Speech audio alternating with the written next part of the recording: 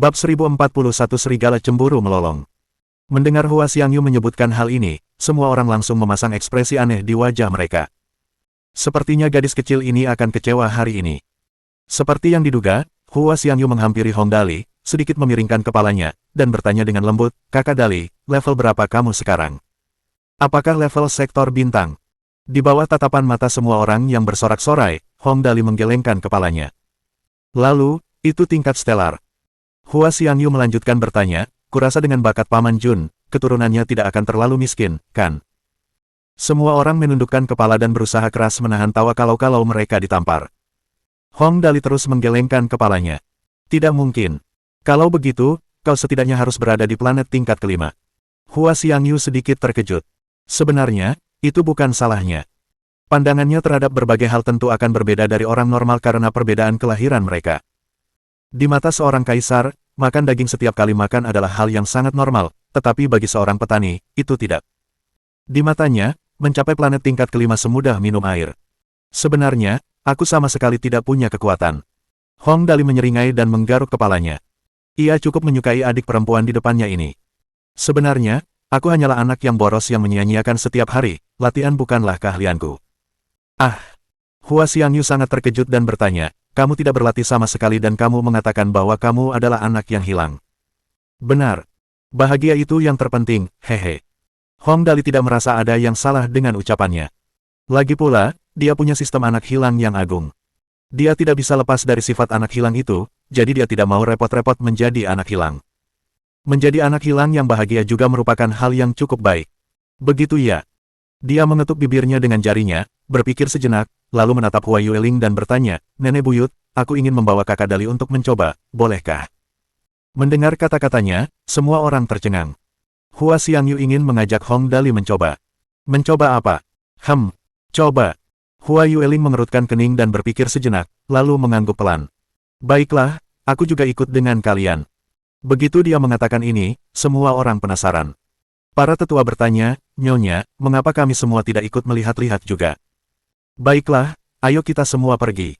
Hua Yueling mengangguk. Semua orang berdiri dan melihat apa yang Hua Xiangyu ingin Hong Dali coba. Hua Xiangyu menarik lengan baju Hong Dali dan memimpin jalan keluar dari ruang konferensi. Kemudian, ia menaiki kendaraan transportasi di Manor, yang mirip seperti bus umum, dan berjalan menuju sebuah pohon besar sekitar 2 km dari ruang konferensi. Pohon 3 daun ini sangat tinggi dan kokoh, tebalnya sekitar 50 meter dan tingginya 500 meter. Pohon besar itu berwarna keemasan seluruhnya dan tampak seperti terbuat dari emas. "Wow, ini indah sekali." Hong Dali membuka mulutnya karena terkejut, lalu bertingkah seperti orang desa dan mengeluarkan alat komunikasinya untuk mulai mengambil foto. Tang Muxin dan yang lainnya mundur selangkah serempak, orang ini benar-benar memalukan. "Berhenti mengambil foto, ikut aku." Hua Xiangyu menarik lengan Hong Dali dan langsung menuju ke sebuah pintu di pohon. Setelah mereka masuk, Hong Dali dan kelompoknya menarik napas dingin. Dari luar, pohon ini tampak penuh kehidupan. Namun di dalam, ada pemandangan yang berbeda. Di dalam, mereka seperti memasuki pintu menuju dunia fiksi ilmiah. Di lantai bawah, ada robot-robot yang membersihkan lantai. Lift-lift indah naik turun, dan semua ruangan menampilkan gaya berteknologi tinggi. Rasanya seolah-olah mereka telah berpindah dari masyarakat primitif ke peradaban yang lebih tinggi dalam satu langkah, kontrasnya sungguh kuat. Sisi ini. Hua Xiangyu menarik Hong Dali dan dengan cepat masuk ke sebuah ruangan besar. Ruangan ini penuh dengan berbagai macam buah-buahan. Di mata Hong Dali yang seperti orang desa, tempat ini seperti toko buah. Terlebih lagi, toko ini menjual buah-buahan kering. Tentu saja, meskipun Hong Dali tampak konyol, ia tetap tahu bahwa semua barang yang dipajang di sini adalah barang berharga. "Kakak Dali, ini semua ramuan yang bisa meningkatkan atribut seseorang." Hua Xiangyu berkata dengan sangat percaya diri, "Kau jelas tidak berlatih karena kekurangan sumber daya. Tapi jangan khawatir, sumber daya di sini sangat melimpah, kau pasti bisa." Sambil berkata begitu, ia mengambil kacamata merah dari samping dan memakainya, lalu menatap Hong Dali. Dengan sangat cepat, atribut Hong Dali terpampang di kacamata itu. Hua Xiangyu bertanya dengan heran, "Aneh, kakak Dali, kenapa atributmu semuanya 100? Kacamata ini memang mampu membaca atribut dasar seseorang, tetapi kacamata ini lebih baik daripada milik para bangsawan tinggi, kacamata ini juga bisa membaca atribut kesehatan seseorang." Karena itu, Hua Xiangyu awalnya terkejut, lalu mengerutkan kening dan berkata, "Atribut kesehatanmu hanya 56 poin. Kakak Dali, kondisi tubuhmu sedang tidak prima. Sambil berkata demikian, ia mengambil buah merah kecil dan berkata, ini ramuan buah awan merah, yang dapat meningkatkan fisik dan kondisi tubuhmu. Setiap buahnya dapat meningkatkan 1 poin kesehatan. Kakak Dali, coba 1. Mendengar perkataannya, Hong Xingyu dan Hua Yueling menepuk dahi mereka. Mereka punya terlalu banyak hal yang harus dilakukan dan benar-benar melupakan hal-hal penting seperti itu. Yang lainnya semua memandang dengan rasa iri dan cemburu. Ramuan buah awan merah itu tampak biasa saja, tetapi 1 buah saja harganya mencapai $100.000 Senglong. Bagi keluarga Hong, ini tidak seberapa, tetapi di mata orang lain, ini jelas merupakan barang mewah, tidak semua orang mampu membelinya. Hong Dali mengambil buah awan merah dan melihatnya dengan saksama. Karena bisa meningkatkan atribut kesehatan, ini adalah item yang sangat bagus. Yang paling kurang darinya saat ini adalah poin kesehatan, jadi dia langsung melahapnya dalam sekali suap. Rasanya cukup enak, mirip ceri. Setelah menunggu selama 10 menit penuh, Hua Xiangyu melihat angka-angka di gelas dan merasa bingung. Kenapa tidak ada respons? Apa gelasnya rusak? Kemungkinannya kecil, jadi Hua Xiangyu mengambil buah merah muda lainnya dan berkata, eliksir buah energi langit, masing-masing bisa meningkatkan 2 poin kesehatan. Coba yang ini. 10 menit lagi, masih belum ada jawaban. Kali ini, Hua Xiangyu agak frustrasi dan sembarangan mengambil beberapa ramuan dan memasukkannya ke tangan Hong Dali, tanpa mempedulikan efeknya. Makan saja yang manapun yang kau mau, pasti akan berguna. Ya, dia hanya menghibur diri. Hong Dali memakannya seperti camilan, tak lupa menikmati rasanya. Setelah menghabiskan semuanya, ia memilih yang paling disukainya dan berkata, yang ini enak, rasanya seperti kacang dali, lezat. Itu adalah kacang berwarna emas. Namanya adalah ramuan buah surga suci, dan masing-masing meningkatkan 5 poin kekuatan dan 5 poin kelincahan, masing-masing seharga $1 juta Senglong. Baca bab selengkapnya di novel full. Sambil memetik dan mencicipi buah-buahan itu seperti camilan, Hua Xiangyu benar-benar tercengang. Ya Tuhan! Kakak Dali, kau makan begitu banyak, tapi tidak ada perubahan pada atributmu. Semua eliksir itu berharga. Selain eliksir kesehatan yang hanya menambahkan sedikit statistik, eliksir atribut lainnya dapat dengan mudah meningkatkan lebih dari 10 poin atribut masing-masing. Tapi tidak ada respons setelah Hong Dali memakannya. Semua anggota keluarga lainnya berpandangan. Mereka bisa melihat sorak-sorai di mata masing-masing. Tidak mengherankan bahwa Hong Dali ini hanyalah seorang anak yang hilang, ia memiliki bentuk tubuh yang secara alami tidak berguna, yang paling buruk jenisnya. Sementara mereka diam-diam bersukacita, Nyonya Tua dan Hong Xingyu keduanya mendesah. Sepertinya tubuh kekasih mereka mirip dengan junior mereka. Dulu, tubuh junior juga seperti ini, tubuhnya tidak bereaksi apapun yang dimakannya. Namun, setidaknya junior masih bisa meningkatkan atribut kesehatannya. Tapi Dali, sebenarnya, saat ini, minat Hua Xiangyu pada Hong Dali sama besarnya seperti sebelumnya. Lagi pula, Hong Jun adalah orang nomor 1 dalam 500 tahun terakhir yang memasuki level sektor bintang pada usia 16 tahun. Konon, Hong Dali ini bahkan bisa menggunakan transmisi fase, jadi bakatnya seharusnya tidak terlalu rendah. Namun, dari hasil hari ini. Hua Xiangyu sangat cerdas. Ia bisa menebak apa yang dipikirkan anggota lain dari raut wajahnya. Ia berniat pergi, tetapi ragu sejenak, lalu tersenyum kepada Hong Dali yang bahkan membuat anggota perempuan lainnya iri dan berkata, Kakak Dali, meskipun tidak ada reaksi apapun yang kau makan, jangan terlalu kecewa, karena kau tidak cocok untuk berlatih bela diri. Jangan, tidakkah kau suka menghambur-hamburkan uang? Ayo, aku akan membawamu pergi dan menghambur-hamburkan uang sekarang. Nenek buyutku selalu berkata bahwa saat kita hidup di dunia ini, kebahagiaan adalah yang terpenting, apapun yang terjadi. Jika kau tidak bahagia dengan hidupmu, lalu kenapa jika kau memiliki semua yang kau inginkan? Semua orang tahu logika ini, tetapi jika diucapkan dari mulut dan suaranya yang seperti anak kecil, kedengarannya sangat menenangkan. Hanya kata-kata ini saja yang menyebabkan Tang Muxin, yang tadinya masih sedikit cemburu padanya, menganggapnya sebagai salah satu orang mereka. Tidak penting bagaimana Hong Dali, yang penting adalah saudari Hua Xiangyu ini tahu untuk membela Hong Dali. Ini sudah cukup. Kalau tidak, jika dia pergi setelah melihat betapa tidak bergunanya Hong Dali, Tang Muxin pasti akan memberinya pelajaran. Hehe, bagus sekali. Hong Dali berseri-seri kegirangan dan meraih buah-buah istimewa itu segenggam demi segenggam. Sambil meraihnya, ia tersenyum dan berkata, Nenek buyut, buah-buah ini sungguh lezat, bolehkah aku memakannya sebagai camilan? Omong kosong. Siapa yang berani menolak? Siapa yang tidak takut pada Nyonya Tua? Semua anggota lain menatap dengan bingung. Apa-apaan, Hong Dali ini benar-benar tidak menganggap dirinya orang luar. Hehe, kamu boleh ambil sebanyak yang kamu mau. Lagi pula di sini banyak. Kita bisa beli lagi kalau kurang. Nyonya tua menatap Hong Dali dengan iba. Anak yang baik, tubuhnya persis seperti Juner, Karena itu, dia tidak akan menolak permintaan Hong Dali dan bahkan membantu Hong Dali mengemas beberapa buah. Ambil lagi, masih banyak yang tersisa. Anggota lain dipenuhi rasa iri dan cemburu. Ketika mereka ingin memakan buah-buahan ini, mereka harus meminta dalam jumlah kecil dan tidak bisa meminta tambahan. Namun, Hong Dali memakannya dalam genggaman, dan ia hanya memakannya sebagai camilan meskipun buah-buahan ini tidak berpengaruh apapun padanya. Ngomong-ngomong, ini bukanlah kemunduran terdalam bagi mereka. Yang benar-benar membuat mereka tak bisa menerimanya adalah Hua Xiangyu menarik lengan baju Hong Dali dan berlari keluar, lalu Tang Muxin dan para anteknya mengikutinya. Tindakan ini langsung memicu serangkaian lolongan serigala cemburu. Bab 1042 Pohon Giok. Baiklah, anak-anak nakal. Kalian diberhentikan. Nyonya tua melambaikan tangannya dan berkata, ingat, siapapun yang berani menggertak kekasihku akan kukuliti. Pergi sekarang. Semua orang langsung bubar. Setelah meninggalkan pohon emas, semua anggota yang lebih muda berkumpul dan mengungkapkan pandangan mereka tentang Hong Dali. Sepertinya Hong Dali ini tidak berguna. Dia sama sekali tidak punya kekuatan, dan bahkan ramuan itu pun tidak mempan padanya. Lucu sekali. Hanya saja nyonya tua terlalu memperhatikannya. Ini benar-benar membuat kami iri padanya. Saat kami ingin meminta ramuan itu, kami harus bersusah payah. Tepat sekali. Tapi untuk Hong Dali ini, dia bisa memakannya segenggam penuh dan sebagai camilan. Ini sungguh tidak bisa diterima. Baiklah, berhentilah membicarakannya di belakangnya. Kalau nyonya tua mendengar ini, dia pasti akan menghajar kalian habis-habisan. Karena nyonya tua melindunginya, mari kita bersikap rendah hati. Sesuai aturan, dia pasti akan kuliah di Akademi Ilahi Keluarga Kerajaan Senglong. Kita bicarakan dia setelah itu. Kurasa tidak akan lama lagi. Benar, kenapa aku sampai lupa? Menurut aturan keluarga kerajaan, semua anggota muda harus belajar di Divine College untuk berlatih.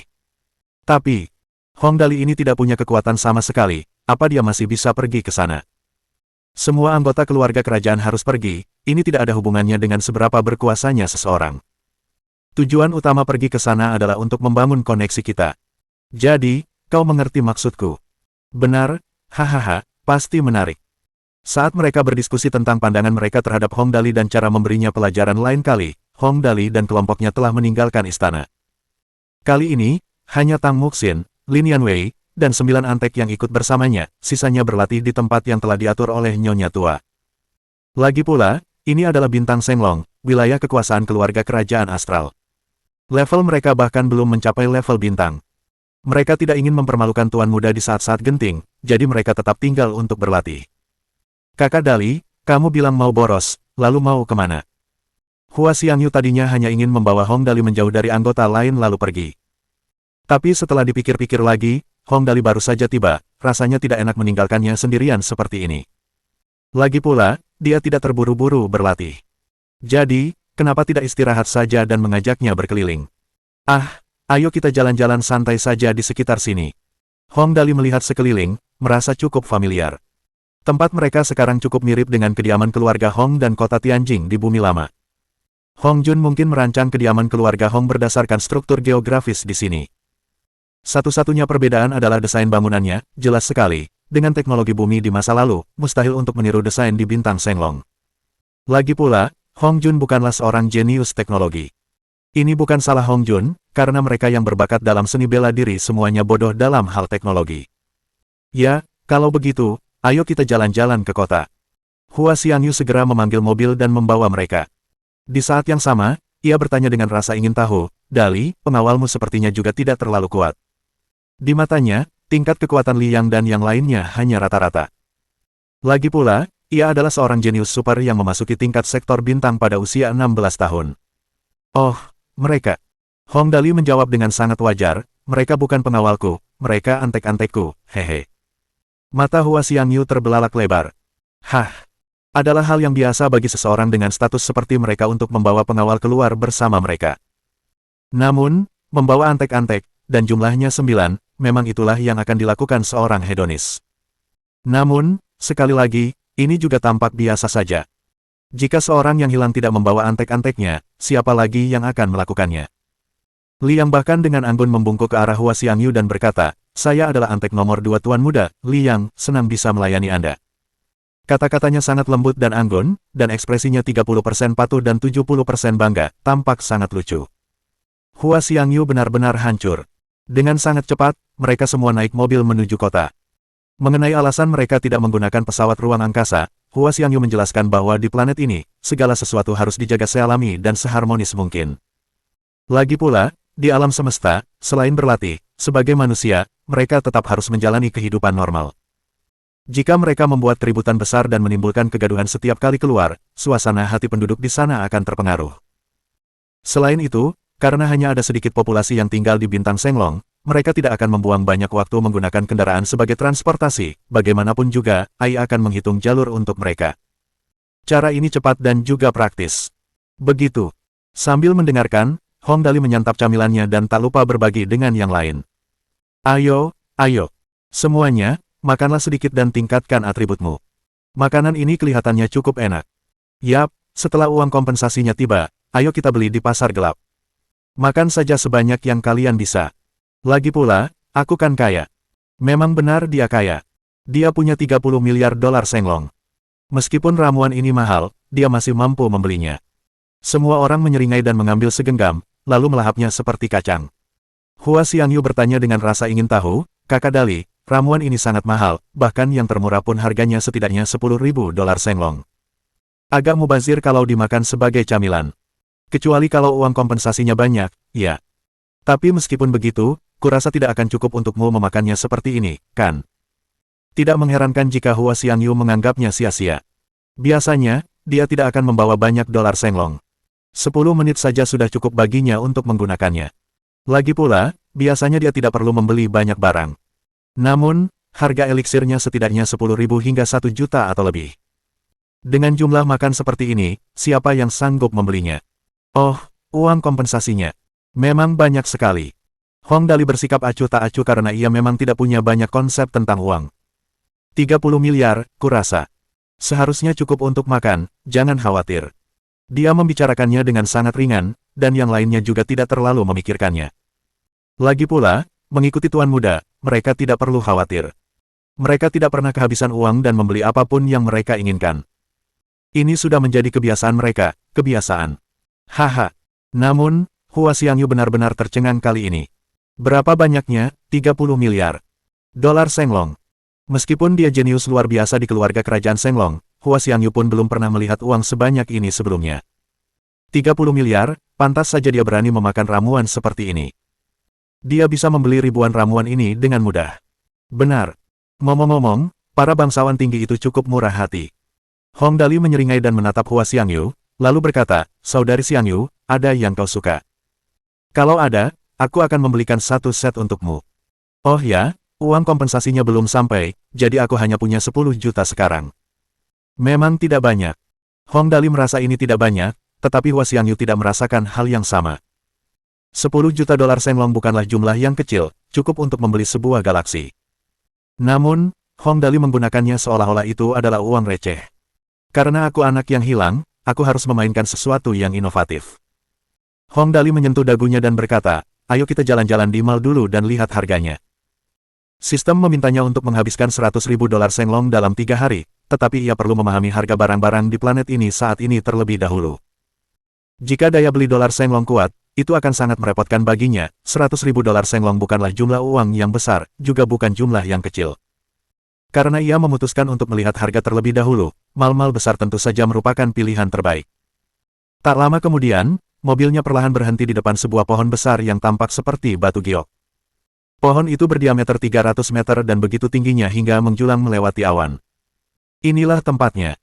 Hua Xiangyu mengajak semua orang turun, tersenyum, dan berkata, Jadetri, ini salah satu mal terbesar di kota Tianyuan. Secara keseluruhan, barang-barang di sini di atas rata-rata. Lumayan. Wah, bagus sekali. Sekarang, semuanya sudah siap, kecuali satu. Mereka berjalan masuk. Ini memang salah satu pusat perbelanjaan terbesar di kota Tianyuan, dan lalu lintas manusianya tidak sedikit. Kebanyakan orang di sini mengenakan baju zirah dan terlihat cukup kuat. Dari sini, terlihat bahwa yang dijual di sini sebagian besar adalah peralatan. Sedangkan untuk barang-barang sehari-hari seperti makanan dan barang-barang lainnya, tidak perlu dilirik, karena jelas tidak terlalu berharga. Tepat saat mereka hendak masuk, Hua Xiangyu tiba-tiba melihat ke suatu tempat yang tidak jauh di sisi kanannya, lalu mengerutkan kening dan berhenti. Semua orang menoleh dan melihat, lalu dengan cepat mengerti apa yang terjadi. Mereka melihat seorang pria dan wanita muda, keduanya mengenakan baju zirah yang tampak indah.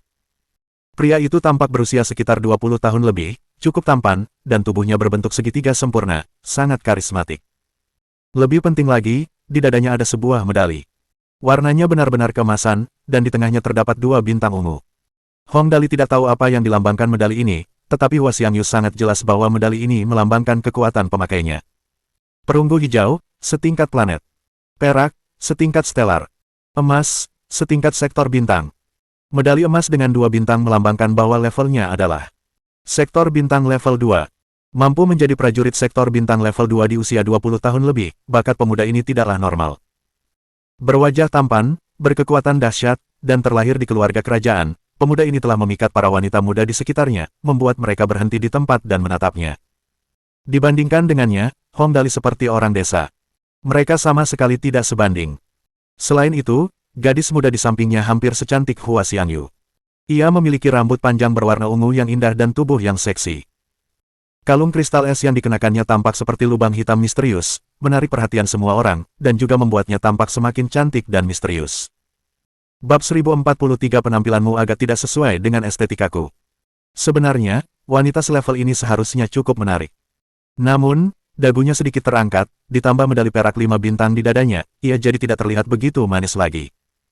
Yo, bukankah ini gadis tercantik nomor 1 di keluarga kerajaan, Hua Xiangyu? Apa yang membuatmu begitu bebas datang ke sini hari ini?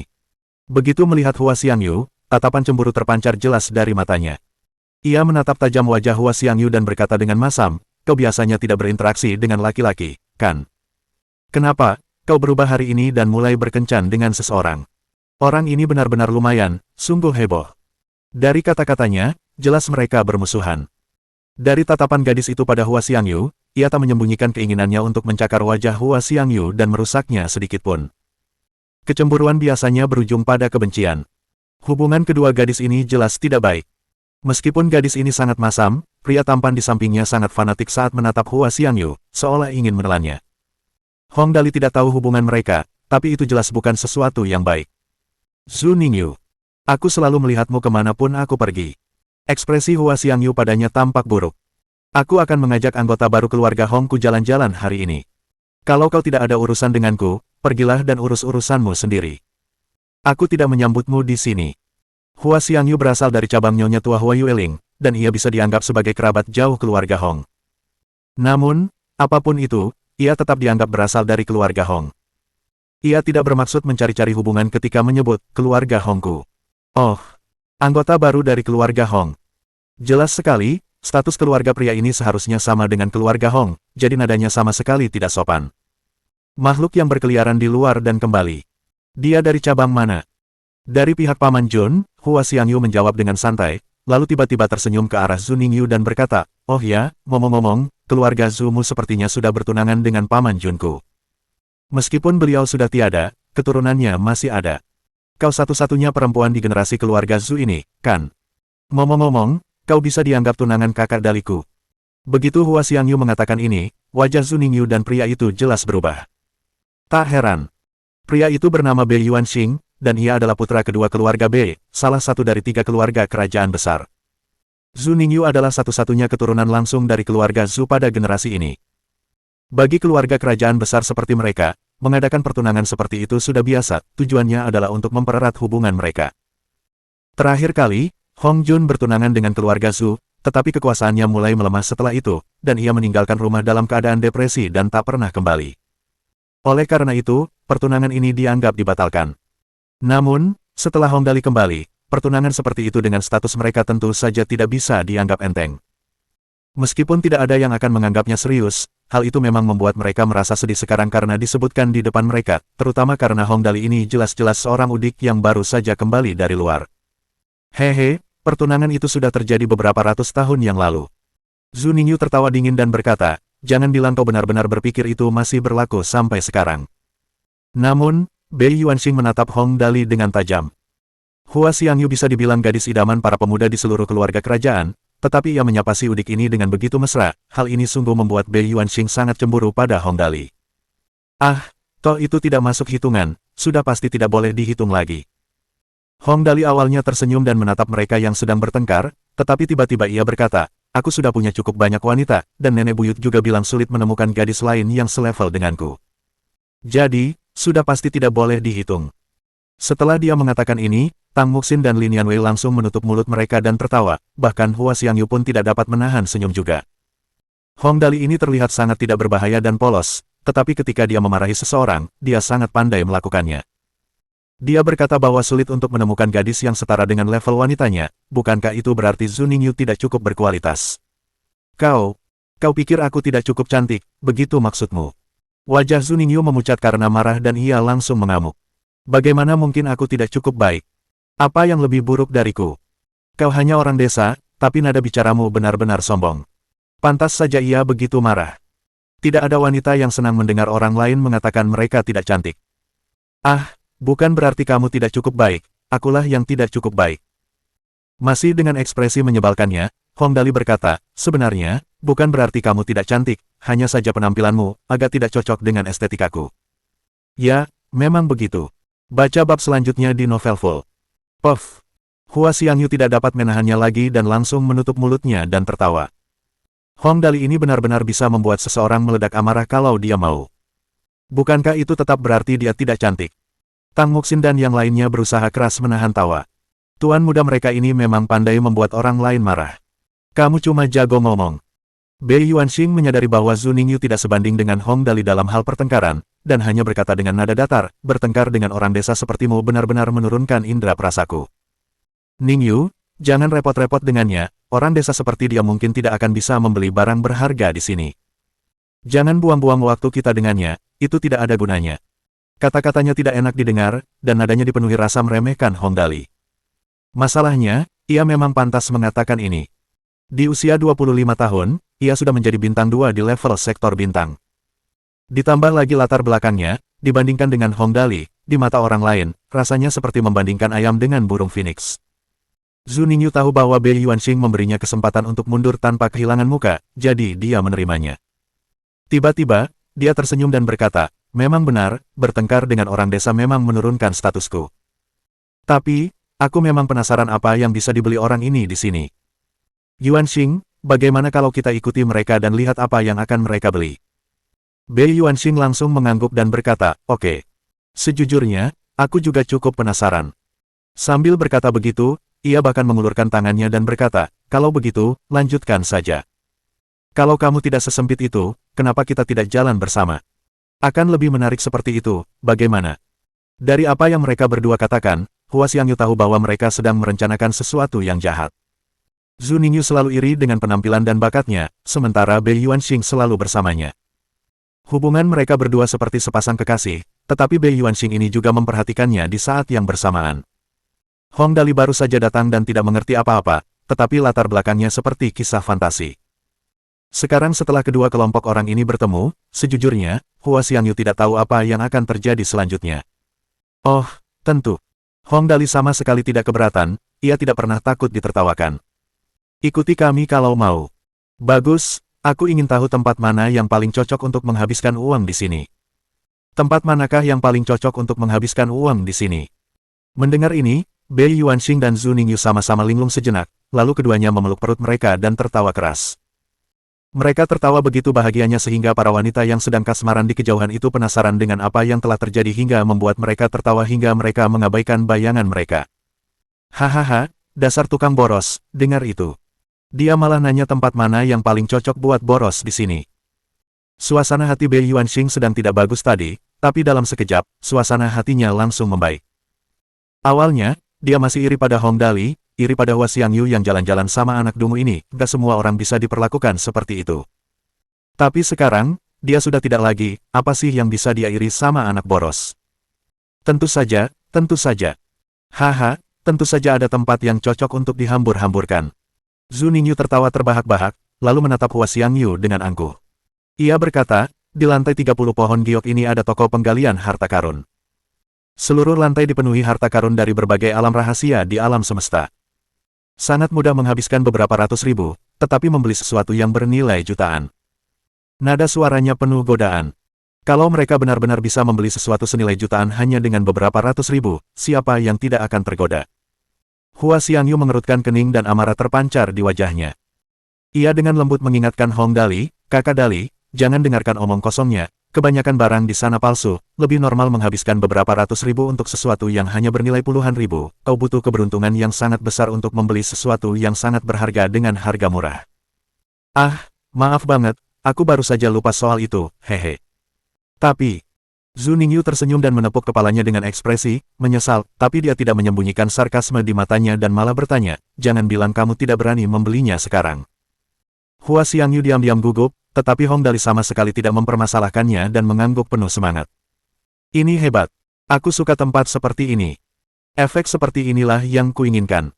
Menghabiskan beberapa ratus ribu untuk sesuatu yang hanya bernilai puluhan ribu, inilah yang disebut pemborosan." Bei Yuanxing menatap dengan bingung, dan Zhu Ningyu membuka mulutnya lebar-lebar. Apa otak Hong Dali ini benar-benar baik-baik saja? Dia benar-benar ingin melakukan hal seperti itu. Bukankah itu sama saja dengan melompat ke lubang padahal dia sudah tahu lubang itu ada di sana? Sebaliknya, Tang Muxin dan Lin Yanwei menyeringai dan bertukar pandang.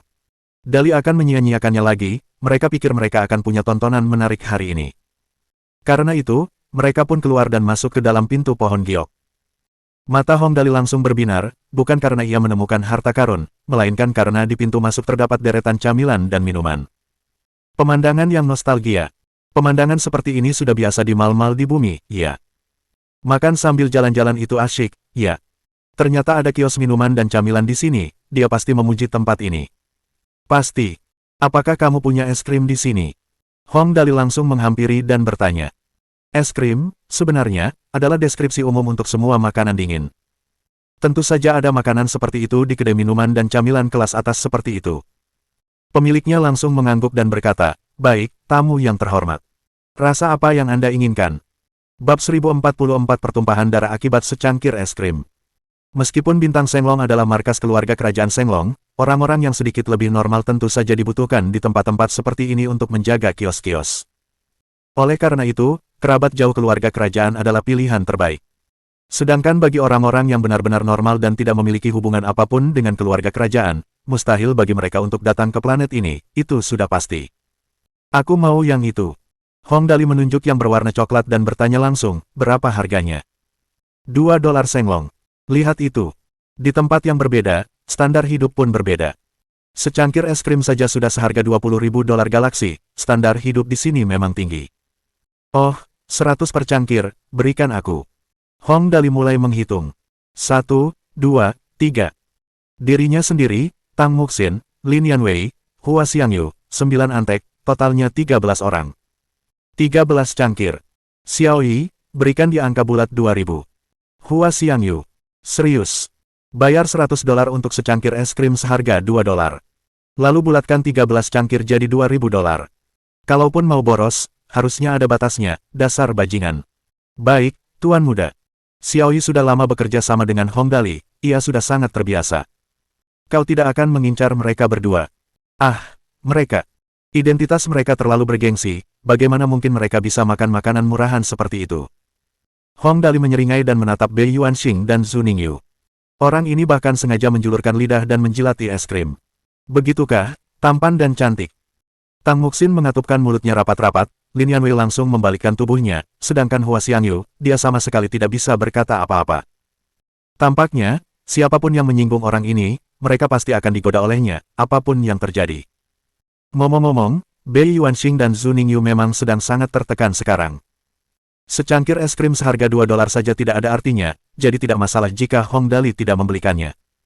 Orang-orang bergengsi seperti mereka tidak mungkin makan makanan seperti itu. Tapi jika Hong Dali tidak membelikannya, mereka semua akan makan es krim masing-masing dan hanya mereka berdua yang akan makan dengan tangan kosong. Rasanya itu tidak pantas. Kenapa Hong Dali ini membuatnya begitu membingungkan bagi mereka? Padahal, mereka juga tidak bisa marah. Bukankah Hong Dali sudah bilang kalau hal ini terlalu rendah untuk mereka? "Dasar otakmu rendahan." Bei Yuanxing menggertakkan giginya dan berkata, "Beri aku 2 cangkir juga, aku mau yang $10.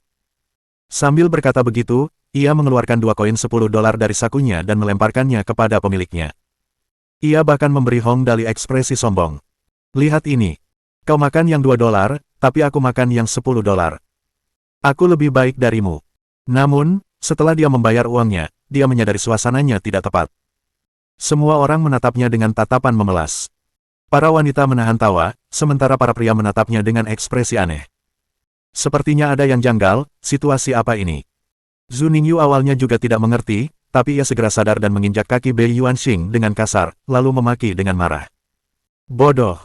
Merasakan sakit di kakinya, Bei Yuanxing akhirnya mengerti, meskipun Hong Dali memakan $2 itu, ia membayar $100 untuk itu. Karena itu, Bei Yuanxing langsung tertekan dan buru-buru mengeluarkan 2 lembar uang $100 dari sakunya. Tips untukmu. Namun, setelah ia memberikan uangnya, suasana menjadi semakin mencekam, semua orang menatapnya seolah-olah ia orang bodoh. Bahkan Hua Xiangyu pun tak kuasa menahan tawa, menutup mulutnya, dan tertawa terbahak-bahak, bahunya gemetar.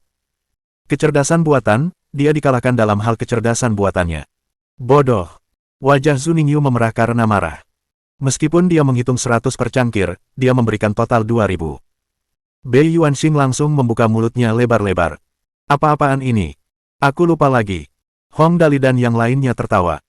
Seperti dugaanku, siapapun yang berani menertawakan Hong Dali pasti akan ditampar sampai mati. Namun, orang ini tidak secara aktif mempermalukan orang, tetapi setiap gerakannya mengandung esensi mempermalukan orang. Tentu saja, apapun yang terjadi sekarang, uangnya sudah habis dan wajahnya sudah ditampar. Dia tidak bisa mengaku kalah saat ini, kan? 400, nggak usah ganti. Bei Yuanxing dengan lesu mengeluarkan 2 lembar uang $100 lagi dan memberikannya kepada pemilik toko. Cukup, kan? Sejujurnya, ia cukup tertekan karena harus menghabiskan $400 tanpa hasil. Sebenarnya, $420 itu untuk membeli 2 gelas es krim seharga $10. Sebenarnya, dengan kekayaan keluarga Bei, uang ini tidak berarti apa-apa baginya, tetapi yang terpenting adalah ia tetap terlihat bodoh bahkan setelah menghabiskan uang itu. Sebenarnya, semuanya seharusnya sudah berakhir di titik ini. Lagi pula, ini cuma beli es krim, dan sudah menimbulkan keributan besar. Tapi jelas, karena berbakat memperparah penderitaan orang lain, Hong Dali tentu saja tidak akan membiarkan semuanya berakhir di sini. Ia menjilat es krim dan menatap Bei Yuanxing dan Zhu Ningyu, lalu mendengus dan berkata, menghabiskan 420 untuk 2 gelas es krim, dasar bodoh. Bei Yuanxing langsung marah dan berkata, bukankah kau yang memaksaku? Kenapa kau tidak bilang kalau kau menghabiskan 2.000 untuk membeli 13 gelas es krim? Bukankah sudah kubilang? Hong Dali membelalakan matanya, wajahnya penuh kepolosan. Aku di sini memang untuk menghambur-hamburkan uang. Tapi sekarang, sepertinya kau malah menghambur-hamburkan lebih banyak daripada aku. Ya ampun, kau benar-benar lebih mengesankan daripada aku. Bei Yuanxing benar-benar hancur. Bagus sekali, kau punya nyali. Bei Yuanxing hampir muntah darah sekarang. Ini adalah bintang Shenglong. Jika tidak ada alasan logis, mereka tidak diizinkan bertarung di sini. Oleh karena itu, meskipun ia berada di level sektor bintang level 2, melawan Hong Dali yang bahkan tidak memiliki level, ia merasa tidak ada tempat untuk mengerahkan kekuatannya. Tunggu, dia bahkan tidak punya level. Hong Dali ini tidak punya level. Setidaknya, dia tidak punya medali yang mewakili levelnya. Bei Yuanxing terus memimpin dan tertawa, lalu berkata, ngomong-ngomong, Hong Dali, level berapa kamu sekarang? Level sektor bintang. Level stellar. Jangan bilang kamu cuma level planet. Mendengar dia mengatakan ini, telinga Zhu Ningyu pun ikut terangkat. Aku tidak punya level. Hong Dali sama sekali tidak keberatan dan berkata, aku hanya orang biasa, aku tidak tahu apa-apa selain menyia-nyiakan. Orang biasa. Hong Dali ini ternyata orang biasa. Seharusnya ini tidak mungkin. Meskipun awalnya dia orang biasa, begitu terhubung dengan keluarga kerajaan, setidaknya dia seharusnya sudah mencapai level stellar dalam sekejap mata. Keluarga kerajaan tidak punya banyak barang lain, tapi mereka jelas punya banyak eliksir atribut. Meskipun dia tidak pernah berlatih dan hanya menggunakan eliksir, keluarga kerajaan seharusnya bisa meningkatkannya ke level stellar, kan? Namun meski begitu, Hong Dali ini benar-benar mengatakan bahwa dia adalah orang normal. Berpikir sampai di sini, Bei Yuanxing langsung mengeluarkan kacamata yang sama dengan yang dipakai Hua Xiangyu tadi dan menatap Hong Dali. Lalu, ia langsung tercengang. Benar sekali. Kekuatan, kelincahan, dan refleks semuanya 100. Ngomong-ngomong, atributmu memang lemah, hahaha. Orang ini akhirnya menemukan rasa superioritasnya. Hehe, Hong Dali ini hanya pandai bicara, tapi kekuatannya terlalu lemah, begitu lemahnya sampai tak terbayangkan. Hong Dali sangat lemah, jika Bei Yuanxing tidak menindasnya, sungguh sia-sia. Namun, menindas orang biasa di level sektor bintang terlalu memalukan. Bahkan setelah medan gaya kompresi atribut di planet ini, Bei Yuanxing masih memiliki sekitar 330 statistik untuk semua atributnya. Namun melawan Hong Dali, ia masih jauh lebih kuat. Berbicara sampai pada titik ini, ada kebutuhan untuk menyebutkan atribut medan gaya kompresi ini. Medan gaya kompresi atribut mirip dengan sistem di menara ujian, tetapi yang ini tingkatnya lebih tinggi dan membatasi seseorang tergantung pada atribut aslinya. Untuk orang normal, akan ada 100 statistik untuk semua atribut. Untuk level planet, setiap level akan ada peningkatan 100 statistik, tetapi setelah kompresi, peningkatan statistiknya hanya 1 hingga 5. Artinya, untuk planet warrior orde pertama, 200 statistiknya akan menjadi maksimum 105.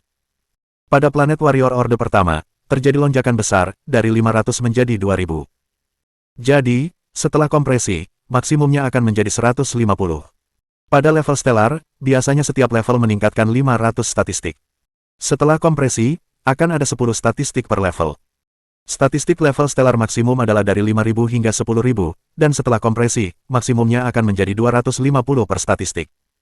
Pada level sektor bintang, lonjakan statistiknya lebih tinggi, setiap level akan meningkatkan statistik sebesar 3.000. Itu berarti 50 statistik setelah kompresi. Bei Yuanxing ini adalah level sektor bintang tingkat kedua, statistik dasarnya sekitar 15.000, setelah kompresi, akan menjadi sekitar 330 statistik untuk setiap atribut. 330 statistik melawan 100 statistik, ini benar-benar keterlaluan. Jika dia tidak menemukan alasan yang lebih baik, tidak pantas baginya untuk melawan Hong Dali. Lagi pula, keluarga Hong bukanlah keluarga yang ramah untuk diajak bicara.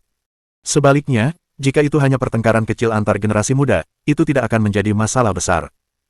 Tepat saat ia sedang memikirkannya, Bei Yuanxing tiba-tiba melihat sesuatu yang bagus di kejauhan. Ia langsung gembira dan sebuah rencana segera terbentuk di benaknya. Ia tertawa terbahak-bahak dan berkata, "Ya ampun, Dali, kalau kita jalan-jalan terus seperti ini, pasti membosankan. Bagaimana kalau kita bertaruh sesuatu? Berjudi." Sepertinya orang ini belum belajar dari kesalahannya. Hong Dali menjilati es krimnya dan bertanya, bertaruh apa? Hua Xiangyu dan yang lainnya semua memasang telinga. Karena Bei Yuanxing secara aktif mengusulkan ini, dia pasti sedang merencanakan sesuatu yang jahat. Di saat yang sama, Hua Xiangyu diam-diam memutuskan bahwa jika Bei Yuanxing ini bertindak terlalu jauh, dia akan membela Hong Dali.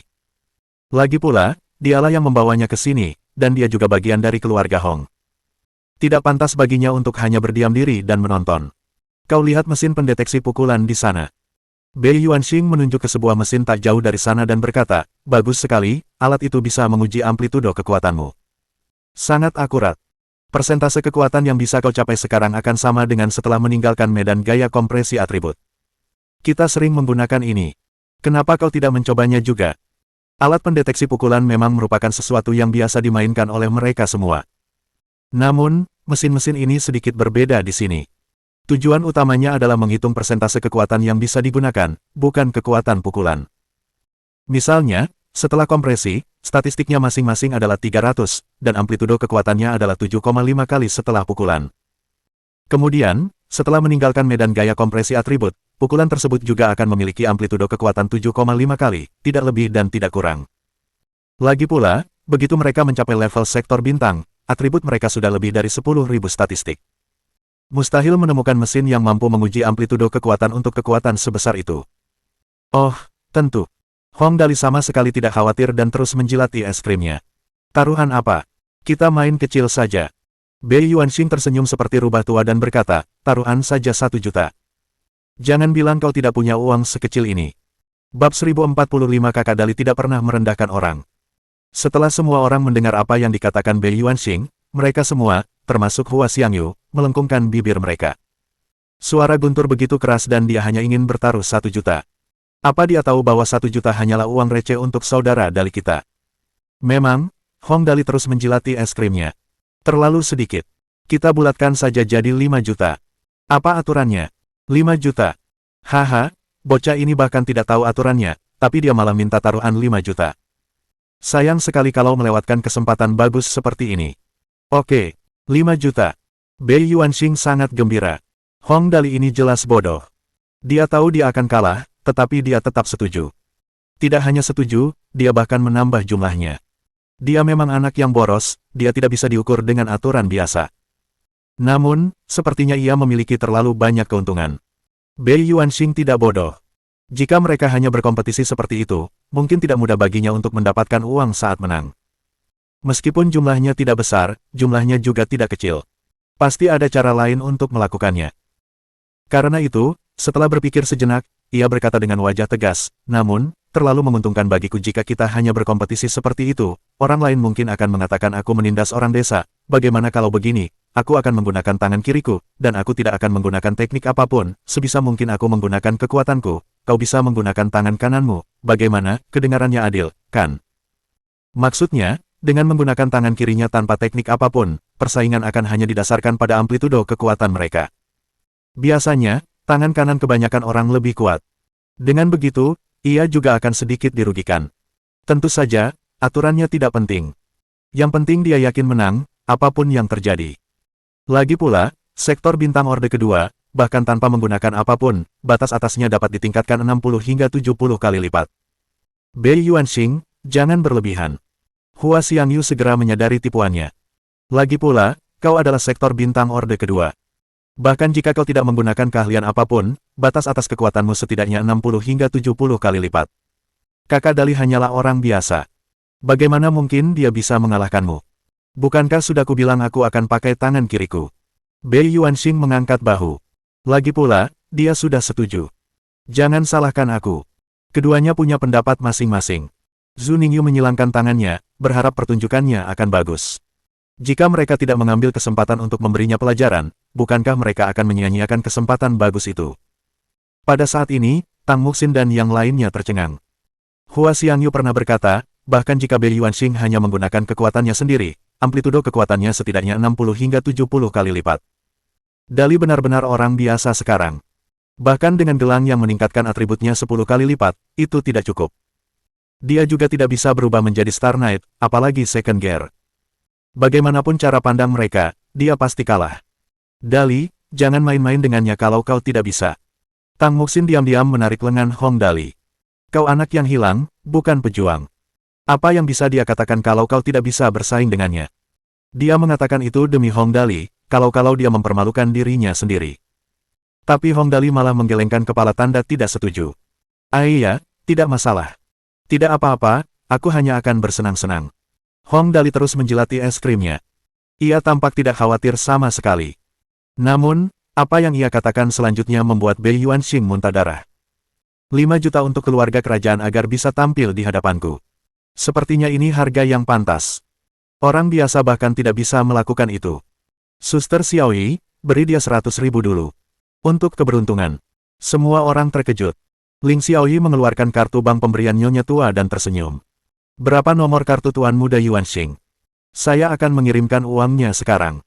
Ini dari Tuan Muda saya, terimalah. Suasana hening selama setengah menit. Lalu, suara tawa meledak. Tang Muxin memegangi perutnya. Dali, kamu jahat banget. Hehe, 5 juta cuma minta keluarga kerajaan ajarin beberapa gerakan. Keren banget. Li Nianwei tersenyum. Orang biasa memang tidak bisa melakukan itu. Tuan Muda, Anda benar-benar punya cara. Hua Xiangyu tidak tahu harus menangis atau tersenyum. Hong Dali ini memang terlalu pandai membuat orang lain merasa tertekan. Memang benar. Siapa Bei Yuanxing? Dia adalah bangsawan yang hampir setara dengan keluarga Hong. Dengan posisinya, apalagi 5 juta, bahkan jika itu 50 juta, dia bahkan tidak akan melihat.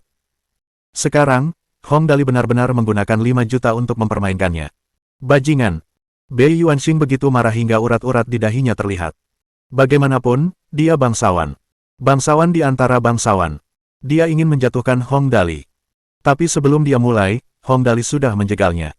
Masalahnya sekarang, dia sudah bicara. Taruhannya sudah dibuat. Dia juga tidak bisa mundur di menit-menit terakhir. Tapi jika dia terus melakukannya, dia akan bermain di tangan Hong Dali. Dia rugi besar. Lalu, Hong Dali melanjutkan. Ekor iblis si brengsek ini mulai terungkap. Liang, kenapa kau begitu bodoh? Kenapa kau tidak duduk di kursi untuk mengapresiasi penampilan seorang bangsawan? Pukulan kedua. Bei Yuanxing merasa semakin tertekan sekarang. Oh ya. Liang mengerti dalam hitungan detik. Ia langsung menarik kursi dan meletakkannya di depan mesin pelubang dengan ringan, lalu membungkuk dengan anggun. Tuan Muda, silakan duduk. Lebih tepatnya begitu. Hong Dali mengangguk puas. Lalu, ia berjalan mendekat, tersenyum pada Bei Yuanxing, dan menjulurkan lidahnya menjilati es krimnya. Aduh, memang lebih nyaman duduk menonton pertunjukan. Lalu, dia duduk. Saat itu, banyak pejalan kaki yang sedang berbelanja di pusat perbelanjaan ini melihat pemandangan yang ramai. Mereka semua berkumpul dan bertanya, bukankah itu Bei Yuanxing dan Zhu Ningyu? Putri kecil Hua Xiangyu juga ada di sini.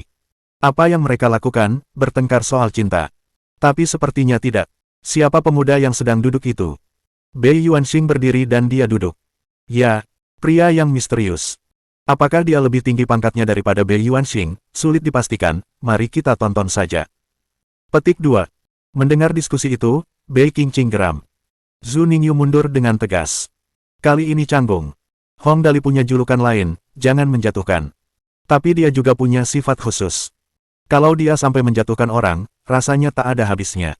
Karena itu, saat ini, dia harus melanjutkan. Bei tua, kenapa kau ragu-ragu? Apa kau takut aku tidak bisa mendapatkan uangnya? Dia berbalik dan menatap Ling Xiaoyi. Kak Xiaoyi, siapkan 5 juta. Saat Bei tua mulai tampil, kirimkan uangnya. Kami orang jujur, kami tidak melakukan hal-hal seperti memotong gaji pemain. Ling Xiaoyi terkekeh dan mengangguk. Baik, Tuan Muda. Ia menatap Bei Yuanxing. Tuan Muda Yuanxing, nomor kartu Anda. Saat mereka berdua bernyanyi bersama, Tang Muxin, Lin Yanwei, dan Hua Xiangyu sudah tertawa terbahak-bahak. Kerumunan di sekitarnya meledak. Ya Tuhan, itu tidak mungkin benar. Hanya 5 juta agar Bei Yuanxing bisa tampil di depan si jenius super ini. Hanya 5 juta ah. Kalau benar, aku akan pakai 50 juta untuk membuatnya tampil 10 kali. Ya, terlalu murah. Aku punya 20 juta, aku bisa membiarkan dia tampil 4 kali. Harganya pantas. Set, pelankan suaramu. Dia bisa membunuhmu kalau mendengarnya. Ya. Kita tidak bisa memulainya. Ya, tapi kita bisa memberikan uangnya kepada orang penting yang sedang duduk itu, dan biarkan dia meminta Bei Yuanxing untuk tampil. Seharusnya berhasil, kan? Kurasa Bei Yuanxing tidak berani menyentuh orang itu. Ya. Ide bagus. Bukankah ada pepatah yang mengatakan, memberi pertolongan saat sangat membutuhkan itu sulit, tetapi memukul orang yang sedang terpuruk itu mudah. Ada begitu banyak orang yang hadir. Semua orang tahu siapa Bei Yuanxing, tetapi Bei Yuanxing tidak mengenal satu pun dari mereka. Hal ini menciptakan situasi yang menarik, orang-orang ini sangat tenang, apapun yang mereka katakan, bahkan jika Bei Yuanxing ingin membalas dendam, ia tidak tahu harus mencari siapa. Lagi pula, target balas dendam bukanlah mereka. Bei Yuanxing menggertakkan giginya karena marah. Ada pepatah yang mengatakan bahwa hukum yang dilanggar secara terang-terangan oleh kebanyakan orang akan dibiarkan begitu saja. Dia tidak mungkin menghajar semua orang ini, kan? Itu tidak realistis. Menghajar Hong Dali juga tidak realistis. Jika berita tentang seorang petinggi sektor bintang orde kedua menindas orang biasa tersebar, dia akan menjadi bahan tertawaan. Hong Dali, kau menang. Bei Yuanxing menggertakkan giginya dengan kebencian, mengepalkan tinjunya, lalu melepaskannya. Mengepalkan tinjunya lagi dan melepaskannya lagi. Akhirnya, ia berjalan menuju mesin tinju itu, wajahnya merah padam karena marah. Tak peduli apa, sudahlah. Hong Dali sialan. Tunggu saja.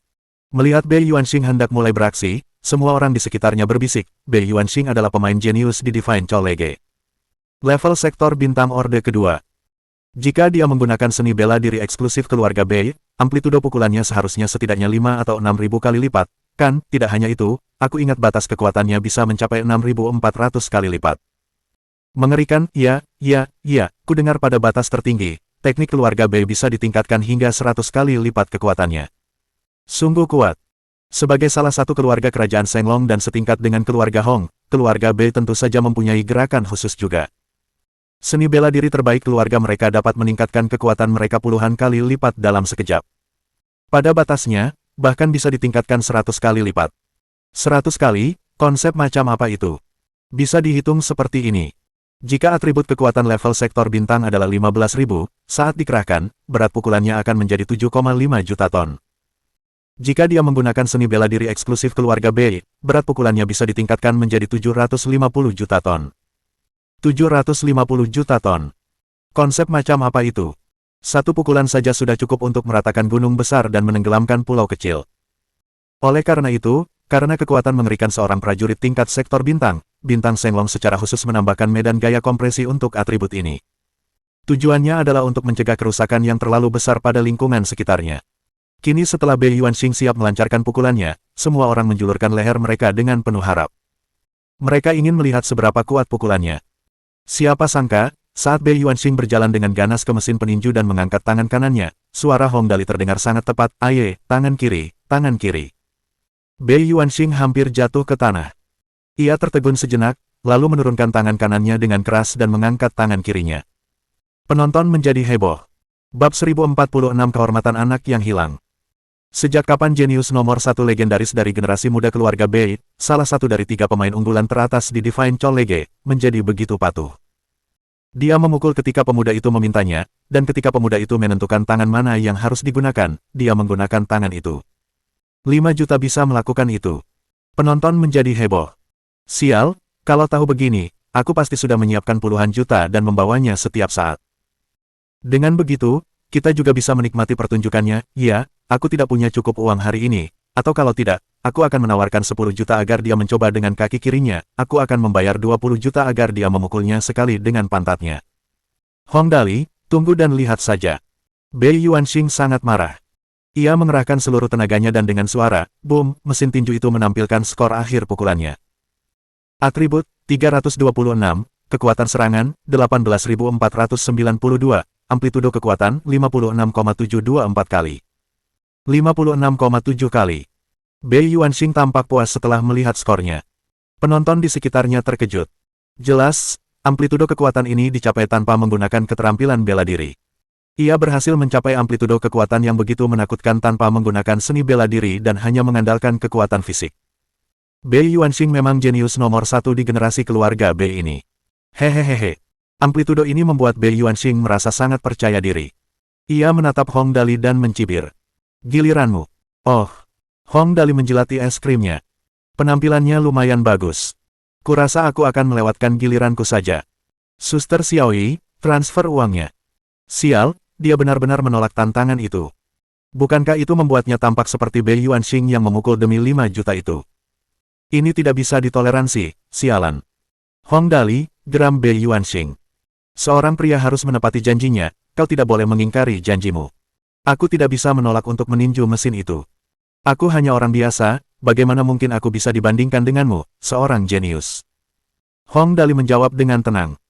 Jadi, anggap saja aku menghabiskan 5 juta hari ini untuk menontonmu tampil. Ini sangat umum.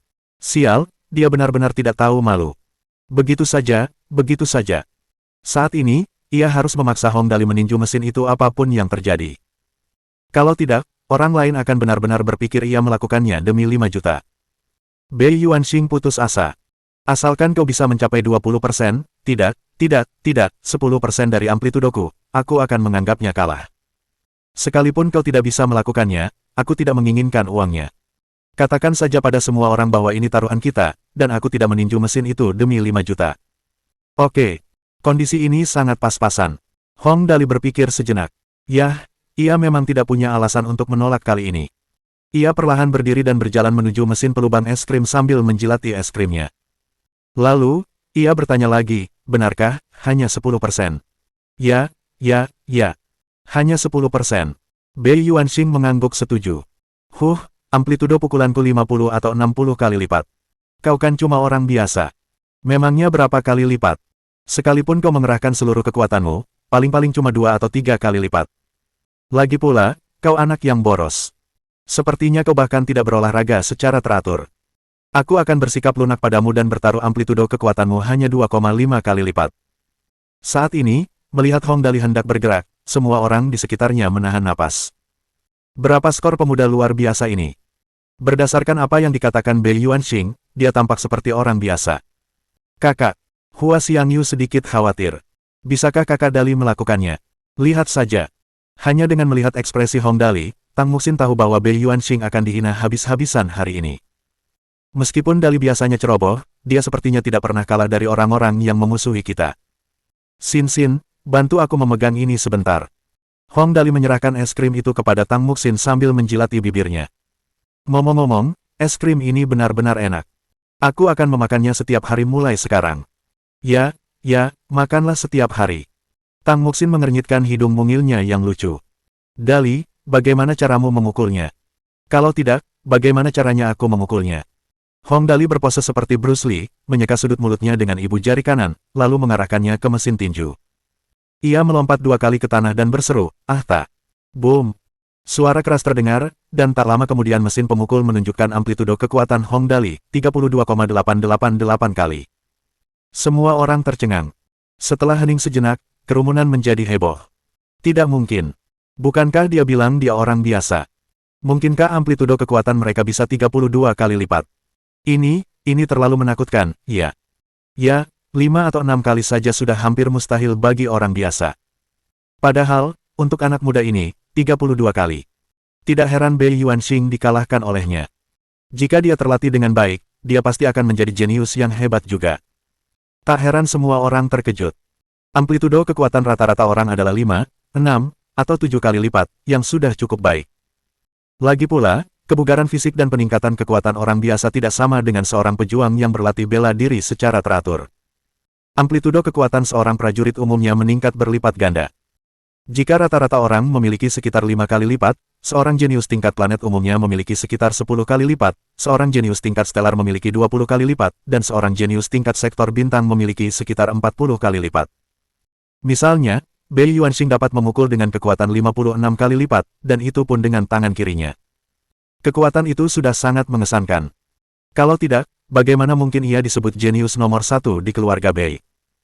Namun kini, Hong Dali berhasil mencapai amplitudo kekuatan 32 kali lipat dari orang biasa. Sungguh luar biasa. Jika dia berhasil 32 kali sebagai orang biasa, sebagai tingkat planet akan menjadi 64 kali, tingkat stelar 128 kali, dan tingkat sektor bintang 256 kali. Semua orang bergidik memikirkan lebih jauh dari itu. Tentu saja, Bei Yuanxing lah yang paling kesal. Karena, setelah Hong Dali selesai memukul, ia langsung menghampiri Bei Yuanxing dan mengulurkan tangannya sambil tersenyum. Bayar, 5 juta. Bei Yuanxing benar-benar bingung. Dia kalah lagi. Kali ini di depan publik, dan dia tidak bisa menolak untuk mengakuinya, bahkan jika dia mau. Bayangkan Hong Dali bisa memiliki amplitudo kekuatan 32 kali lipat. Dia hanyalah orang biasa yang bahkan belum belajar seni bela diri. Tunggu, bela diri. Hong Dali ini pasti sudah berlatih bela diri. Kalau tidak, bagaimana mungkin dia bisa mendapat nilai setinggi itu? Kau pakai ilmu bela diri. Kau curang, teriak Bei Yuanxing, bagaimana mungkin orang biasa punya kekuatan yang luar biasa tingginya? Dia tidak salah, tapi Hong Dali membelalakkan matanya dan menatap Hua Xiangyu dengan polos. Saudari Xiangyu, apa dia bilang aku tidak bisa bela diri? Hua Xiangyu tersenyum dan menggelengkan kepalanya. Tidak, dia hanya bilang kalau kamu bisa mencapai 1/10 dari skornya, itu akan dihitung sebagai kekalahannya. Kemudian, Hong Dali menatap Tang Muxin. Sin, dia tidak bilang aku tidak bisa bela diri, kan? Ya. Tang Muxin tersenyum dan menyerahkan es krim itu kepada Hong Dali. Aku yakin dia tidak mengatakan itu. Baiklah, begitu. Hong Dali mengambil es krim dan menjilatnya sambil menatap Bei Yuanxing. Bayar. Wajah Bei Yuanxing memucat. Ia mengeluarkan kartu banknya sambil menggertakkan gigi. Aku bayar, aku bayar.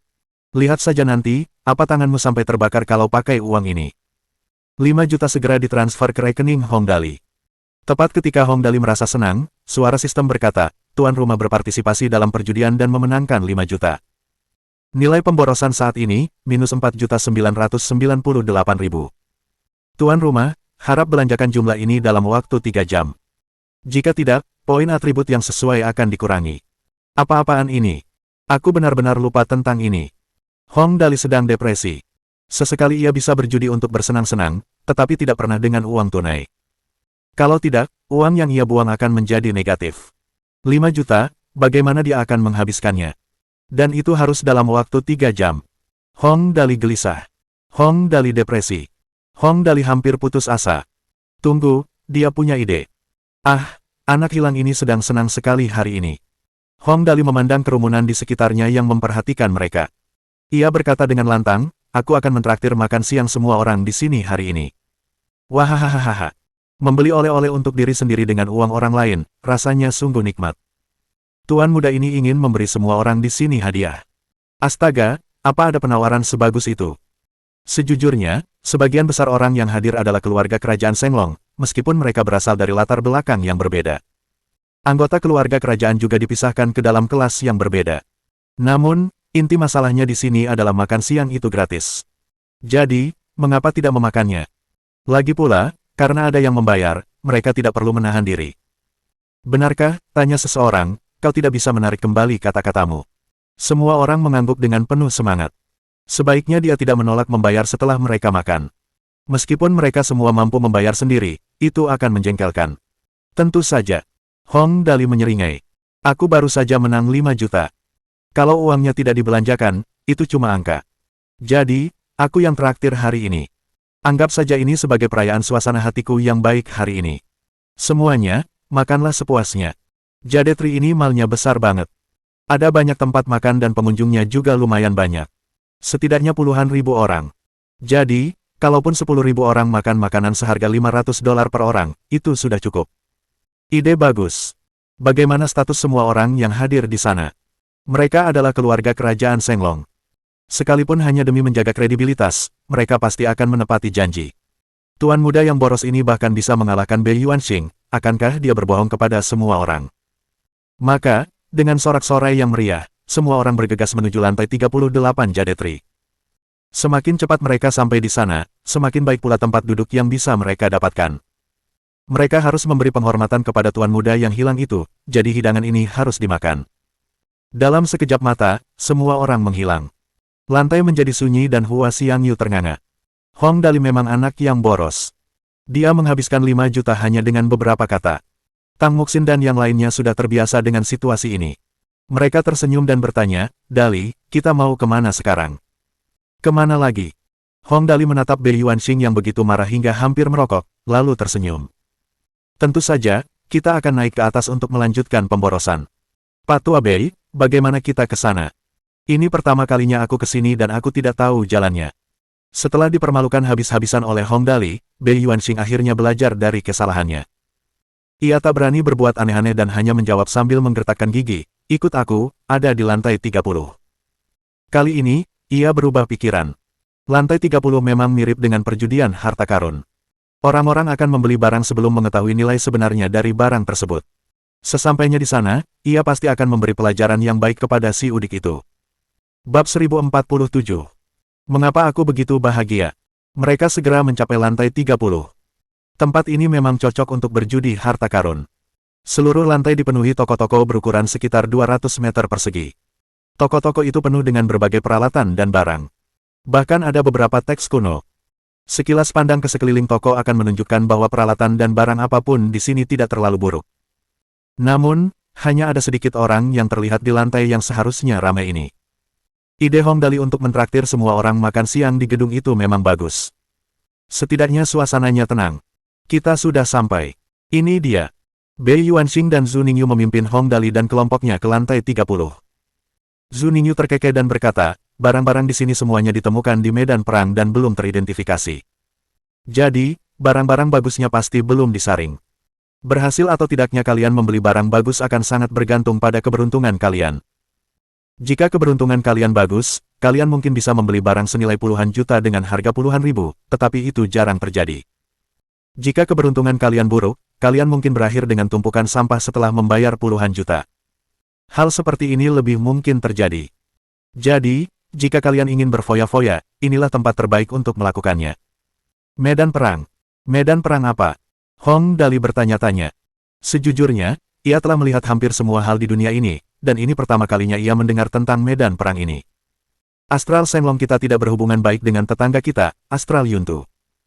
Perang skala kecil sering terjadi, Hua Xiangyu menjelaskan kepada Hong Dali. Penduduk Astral Yuntu sangat suka berperang dan sering menerobos perbatasan kita untuk menjarah. Telah terjadi banyak pertempuran kecil dan kedua belah pihak telah berperang selama ratusan ribu tahun. Ngomong-ngomong, kudengar perang itu cukup kejam. Mendengar itu, Hong Dali langsung mengerti. Sederhananya, alam semesta itu tak terbatas. Sebelum bertransmigrasi, Hong Dali sudah tahu bahwa lebih dari 100 juta galaksi telah diamati di alam semesta.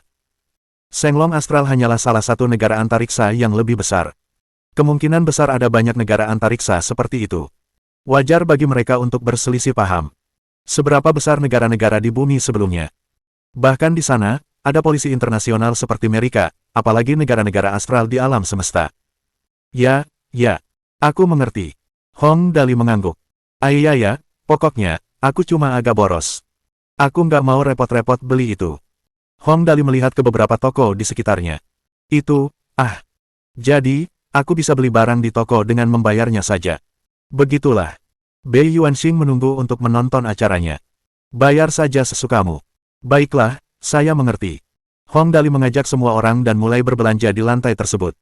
Tak lama kemudian, mereka berhenti di depan sebuah toko judi harta karun. Bos toko segera menghampiri mereka sambil tersenyum. Para tamu yang terhormat, ada yang bisa saya bantu? Kami hanya melihat-lihat. Hong Dali mengambil belati kecil secara acak. Belati ini terlihat bagus. Belati itu berukuran sedang, panjangnya sekitar 60 cm, sarungnya tampak kotor dan diselimuti cahaya merah redup. Hua Xiangyu berbisik kepada Hong Dali, cahaya ini menandakan benda itu langsung disegel setelah ditemukan di medan perang. Belum ada yang menaksirnya. Warna cahaya saat disegel menunjukkan level benda itu. Segelnya hanya bisa dilepas setelah dibeli, dan setelah dibuka segelnya, tidak bisa dikembalikan. Cahaya merah melambangkan kualitas luar biasa, oranye melambangkan superior, kuning melambangkan langka, hijau melambangkan epik, cian melambangkan megah, biru melambangkan legendaris, dan ungu melambangkan dewa. Semakin tinggi level suatu benda, semakin mahal harganya. Mata Hong Dali tiba-tiba berbinar. Ini seperti permainan menilai barang. Beli banyak, lalu nilai satu per satu. Kalau kebetulan menemukan barang bagus, pasti senang, kan? Keluarga kerajaan Shenglong cukup jago main game. Mereka bahkan sampai memikirkan hal seperti itu. Hua Xiangyu melanjutkan, ada juga jenis barang yang memiliki cahaya putih. Artinya, mereka tidak dapat menentukan levelnya dan hanya pengguna yang tahu atributnya. Jenis ini umumnya yang paling mahal. Harga awalnya 1 juta. Sial, ada juga yang seperti itu. Wow. Bos, ini berapa? Hong Dali mulai membeli barang. Ia mengacungkan belati ke arah bos untuk memeriksa harganya. $100, jawab bos dengan hormat. 500, bulatkan. Hong Dali melemparkan belati itu langsung ke Liang dan mengambil sebuah cincin merah bersegel. Berapa harganya? 100 juga. Bosnya berkeringat deras. Apa artinya jika dia meminta 100 dan ditawari 500 untuk membulatkan angkanya? 500, bulatkan. Hong Dali terus mengambil barang-barang lainnya. Berapa harga gelang hijau ini? Lampu merahnya luar biasa, lampu hijaunya epik. Perbedaan levelnya cukup besar. 5.000. Keringat pemilik toko mulai mengalir seperti air terjun. 10.000. Hong Dali melihat sekeliling. Lupakan saja. Kamu hitung saja berapa harga semua barang di tokomu. Aku ambil semuanya. Terlalu repot kalau menghitungnya satu per satu. Hua Xiangyu, Bei Yuanxing, dan Zhu Ningyu tercengang, mulut mereka menganga lebar sampai-sampai bisa memasukkan telur bebek. Siapa sih yang beli barang kayak gitu? Sekalipun kamu anak yang boros, sekalipun kamu punya banyak uang, kamu nggak akan menghabiskannya seperti ini, kan? Tang Muxin dan yang lainnya hanya tertawa. Hal itu tidak lagi asing bagi mereka. Mereka sudah terbiasa. Beginilah cara tuan muda membeli barang, rasanya menyenangkan. Sebagian besar peralatan di toko ini sangat murah, antara 100 hingga beberapa ribu. Ada beberapa yang harganya puluhan ribu. Lagi pula, kebanyakan barang-barang itu kualitasnya relatif rendah dan hanya untuk menambah jumlah barang yang dijual. Barang-barang yang benar-benar bagus adalah yang harganya lebih dari puluhan ribu dan ratusan ribu. Seharusnya kualitasnya lebih baik. Hong Dali sudah tahu harga barang-barang ini. Sebenarnya sangat sederhana.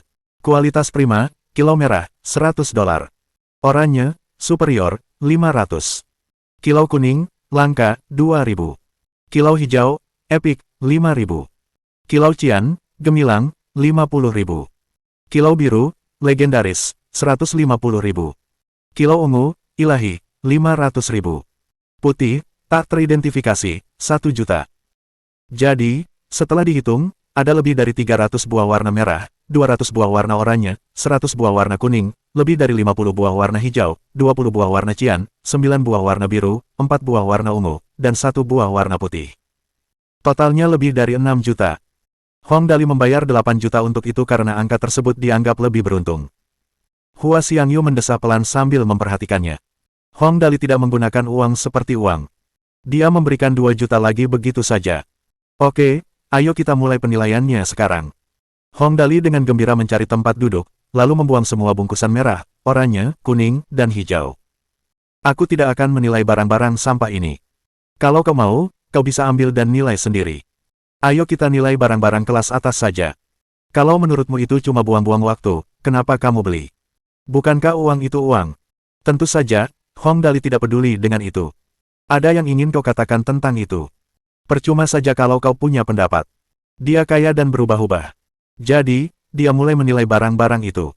Hong Dali mengambil sebuah paket legendaris biru dan menatap Hua Xiangyu. Saudari Xiangyu, bagaimana ini bisa dikenali? Nah, ini pertama kalinya Hong Dali memainkannya, dan dia benar-benar tidak yakin bagaimana cara melakukannya. Lihat alat kecil ini. Hua Xiangyu menunjuk tombol kecil di alat itu. Lepaskan saja. Sangat mudah. Hong Dali sangat puas dengan metode yang sangat sederhana ini. Yang paling ia benci adalah hal-hal yang merepotkan. Maka, ia melepas tombol kecil itu. Cahaya redup menyala dan semua lumpur serta kotoran di permukaan peralatan menghilang. Yang sebenarnya ada di dalamnya adalah sebuah cincin biru muda. Cincin itu diukir dengan pola yang aneh, dan terasa berat di tangannya. Terbuat dari bahan yang tidak diketahui. Semua orang mengira ini bagus. Bei Yuanxing melihatnya dan tiba-tiba tertawa terbahak-bahak. Hahaha, selamat, ini cincin tak berguna yang meningkatkan kekuatan sebesar 60 poin. Kalau dipasarkan, seharusnya bisa dijual seharga 70.000 atau 80.000, hahaha. Ketika Bei Yuanxing mengatakan hal itu, Hong Dali mengerti bagaimana permainan itu dimainkan. Misalnya, jika kita menggunakan cincin ini sebagai contoh, harga jualnya sekitar 80.000 dolar Senglong. Cincin ini memang merupakan peralatan legendaris, tetapi juga merupakan jenis yang paling rendah dan tidak berharga. Kalau berhasil menemukan yang kualitasnya bagus, dan juga legendaris, bisa terjual seharga 800.000. Untung besar, loh. Oh, kelihatannya biasa saja. Hong Dali dengan acuh tak acuh melemparkan cincin itu langsung ke Xiaoyi. Aku akan memberikannya padamu. Pakailah dulu, dan ganti nanti kalau kamu punya yang lebih bagus. Ling Xiaoyi mengangguk dan tersenyum. Terima kasih, Tuan Muda. Dia tidak akan peduli dengan kualitas barang itu sekarang. Tuan Muda yang memberikannya. Karena itu, dia akan menerimanya apapun yang terjadi. Yang berikutnya adalah pedang legendaris. Tombolnya dilepas, dan atributnya segera terlihat. Kali ini, Bei Yuanxing mengerucutkan bibirnya. Biasa saja. Pedang panjang titan yang menambahkan 50 poin untuk kelincahan. Harga pasarannya 120.000. Ya, dia kehilangan 30.000 lagi. Beberapa barang berikutnya pada dasarnya adalah barang-barang kecil yang tidak berharga. Beberapa di antaranya mungkin bernilai 200.000 atau lebih, dan sampahnya hanya bernilai sekitar 60.000 atau 70.000. Bei Yuanxing sangat gembira. Bersukacita atas kemalangan orang lain terasa sangat menyenangkan, dan akhirnya depresinya berkurang. Makanan biru legendaris hanya bisa dianggap sebagai hidangan pembuka. Hanya yang berwarna ungu yang dianggap berat. Saat Hong Dali mengambil gelang ungu, Tang Muxin dan yang lainnya menahan napas. Tuan Muda terkenal karena keberuntungannya. Atribut apa yang dimiliki benda suci berwarna ungu ini?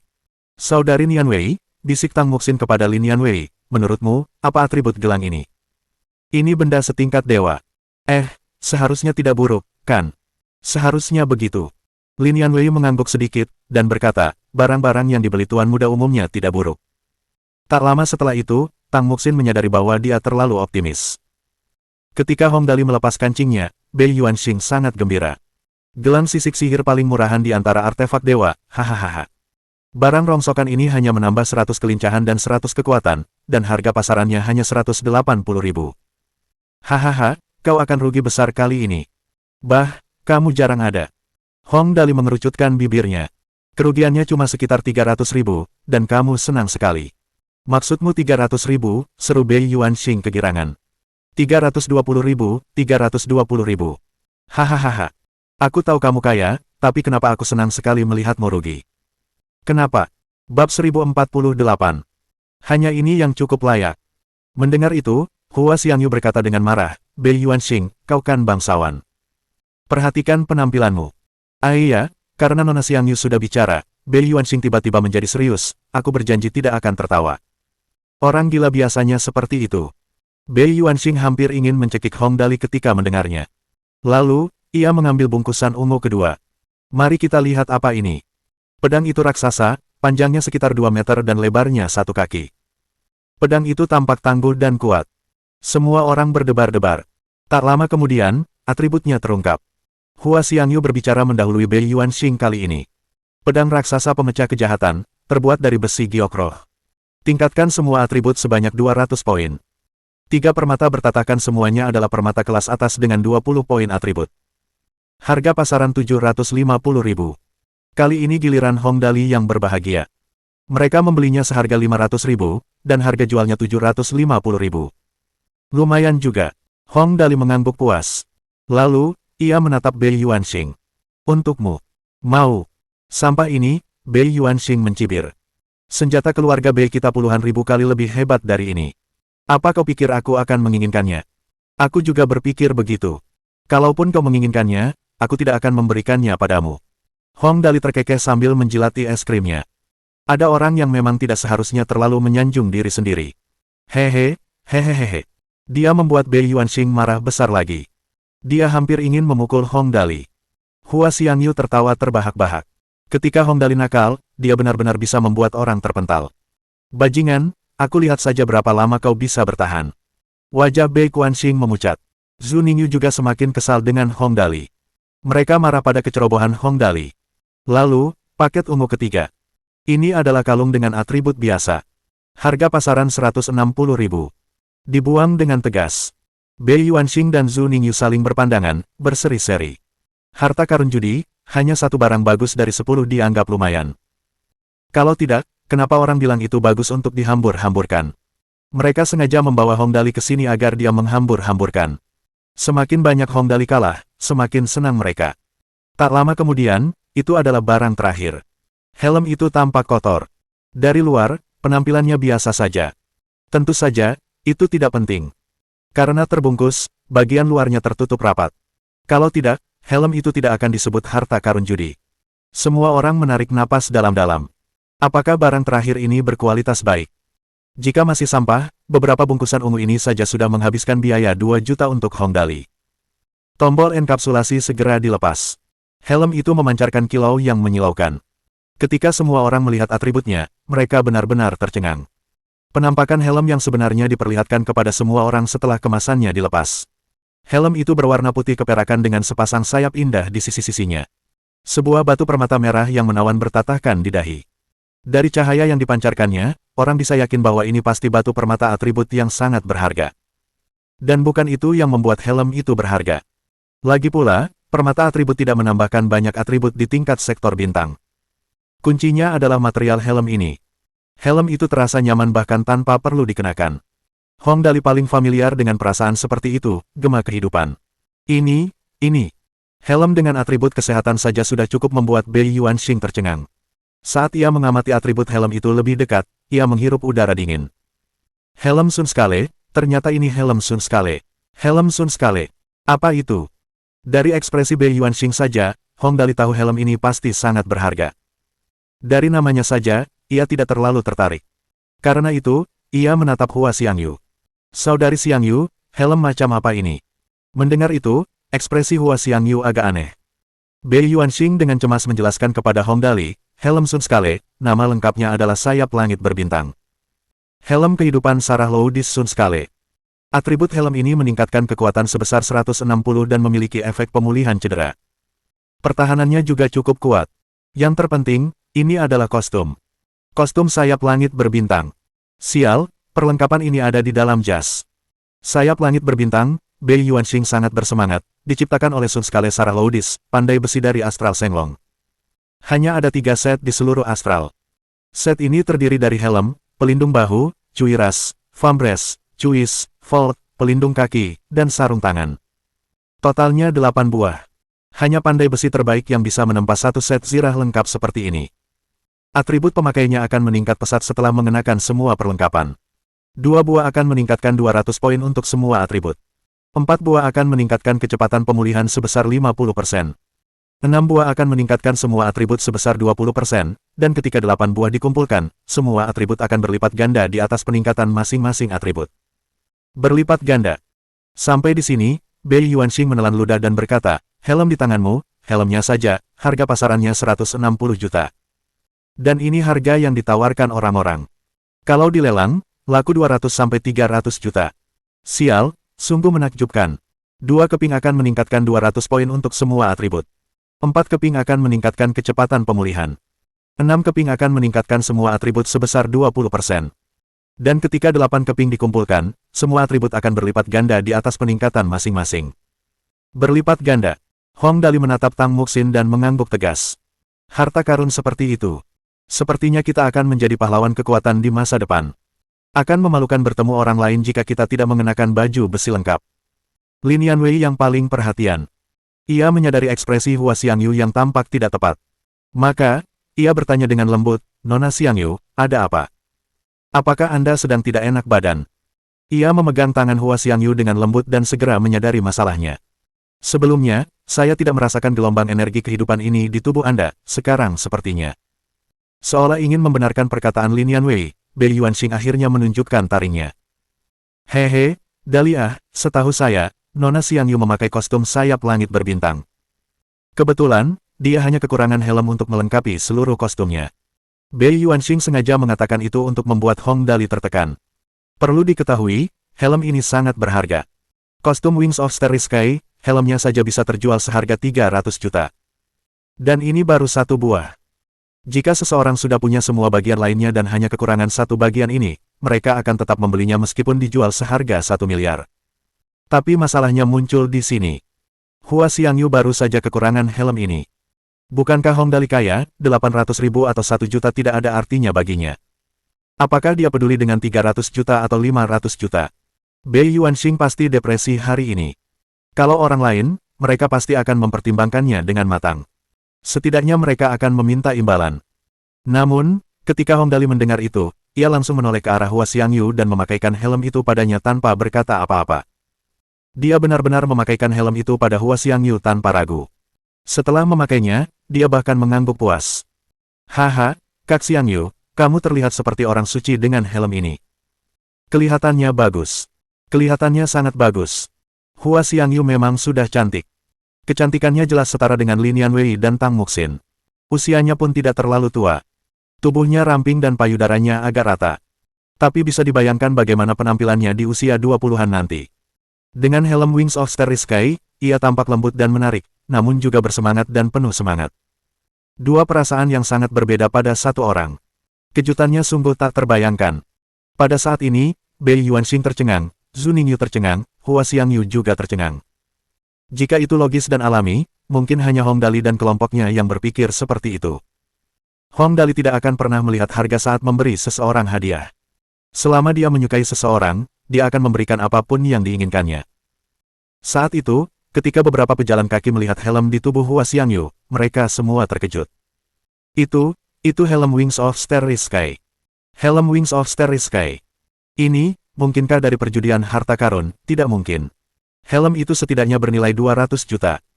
Mungkinkah mendapatkan sesuatu seperti itu dari perjudian harta karun? Lihat lonjakan energinya. Ini hanya mungkin jika seluruh kostumnya disatukan. Mungkinkah kostumnya sudah selesai? Semua orang asyik berdiskusi. Hua Xiangyu terkejut setengah mati. Ia buru-buru mencoba melepas helmnya. Kakak Dali, helm ini terlalu mahal. Aku tidak bisa menerimanya. Bagaimana kalau aku kembali dan memberitahu ibuku tentang ini, agar beliau bisa membelinya darimu? Lagi pula, itu sesuatu yang bernilai ratusan juta. Ini bukan sesuatu yang bisa diberikan ketika diminta. Bagi keluarga kerajaan Shenglong, ratusan juta dolar Shenglong memang tidak banyak. Namun, itu juga bukan jumlah yang kecil. Lagi pula, bahkan jika sebuah keluarga memiliki 5 miliar, menghabiskan 500 juta untuk peralatan, dan itu hanya satu bagian dari keseluruhan kostum, itu lebih mudah diucapkan daripada dilakukan. Oh, helmnya cuma jelek, aku nggak bisa ambil uang darimu. Hong Dali berkata dengan nada datar, pakai saja. Kakak Dalimu kaya. Nggak apa-apa. Ini biasa saja. Masalah kecil. Lagi pula, aku nggak butuh helm ini. Iya, aku sudah menyuruhmu memanggilku kakak Dali sebelumnya, seharusnya aku memberimu hadiah waktu itu. Tapi waktu itu nggak ada yang cocok. Nah, setidaknya helm ini cukup layak. Kamu boleh memilikinya, haha. Lihatlah betapa murah hatinya orang lain. Hanya sesuatu senilai 300 juta yang cukup layak.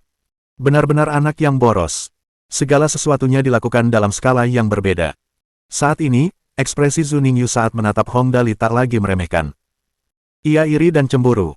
Keberuntungan si brengsek ini sungguh luar biasa. Ia baru saja bertaruh beberapa juta dalam judi harta karun dan berhasil mendapatkan barang sebagus itu.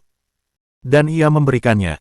Ia memberikannya kepada musuh bebuyutannya, Hua Xiangyu. Bei Yuanxing begitu marah hingga jantungnya berdebar kencang. Ia ingin melihat konflik di antara mereka berdua hanya karena sebuah peralatan. Siapa sangka hubungan mereka justru membaik. Dan orang yang membuatnya terjadi adalah dirinya sendiri. Lihat wajah Hua Xiangyu yang memerah. Ia mungkin bisa memanggil kakak Dali dengan lebih manis di masa depan. Sial, aku tak tahan lagi berbaring begini. Bei Yuanxing sangat tertekan. Meskipun dia selalu bersama Zhu Ningyu, terhadap Hua Xiangyu si jenius super ini, mustahil baginya untuk tidak menginginkannya. Tapi dia benar-benar depresi hari ini. Sekarang setelah Hong Dali memberikan helm itu padanya, hubungan mereka pasti akan membaik. Meskipun mustahil Hua Xiangyu jatuh cinta pada Hong Dali hanya karena sebuah helm, membayangkannya memanggil Hong Dali, kakak Dali, dengan manis saja sudah cukup membuatnya depresi. Tapi, memangnya kenapa kalau dia depresi sekarang? Helmnya sudah diberikan, jadi dia tidak mungkin bisa merebutnya, kan? Tentu saja, sudah terlambat untuk mengatakan apapun sekarang. Hong Dali telah meletakkan tangannya pada benda terakhir yang tidak diketahui. Itu adalah sebuah buku yang memancarkan cahaya putih di bagian luarnya. Ini menandakan bahwa benda ini tidak dapat dinilai. Mungkin saja itu adalah rahasia seni bela diri. Tentu saja, untuk tingkatan manualnya, sulit untuk dipastikan. Semua orang terharu. Isi buku seperti apa yang akan ada di sini? Buku ini seharga $1 juta, dan pasti bukan buku sampah. Jika ini benar-benar buku panduan kelas atas, meskipun hanya memungkinkan mereka memiliki amplitudo kekuatan 50 kali lipat, buku ini pasti sangat berharga. Dan dengan keberuntungan luar biasa Hong Dali ini.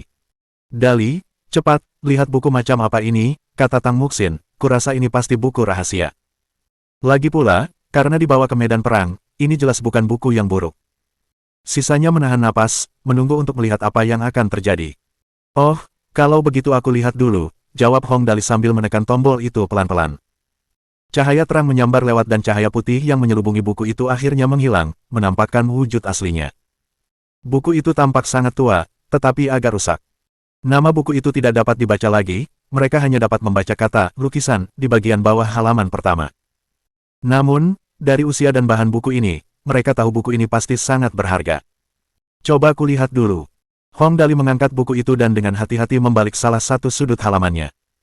Setelah melihat isinya, matanya tiba-tiba berbinar dan ia menutup buku itu lagi. Lalu, ia tertawa terbahak-bahak dan berseru, hahaha. Kualitas terbaik.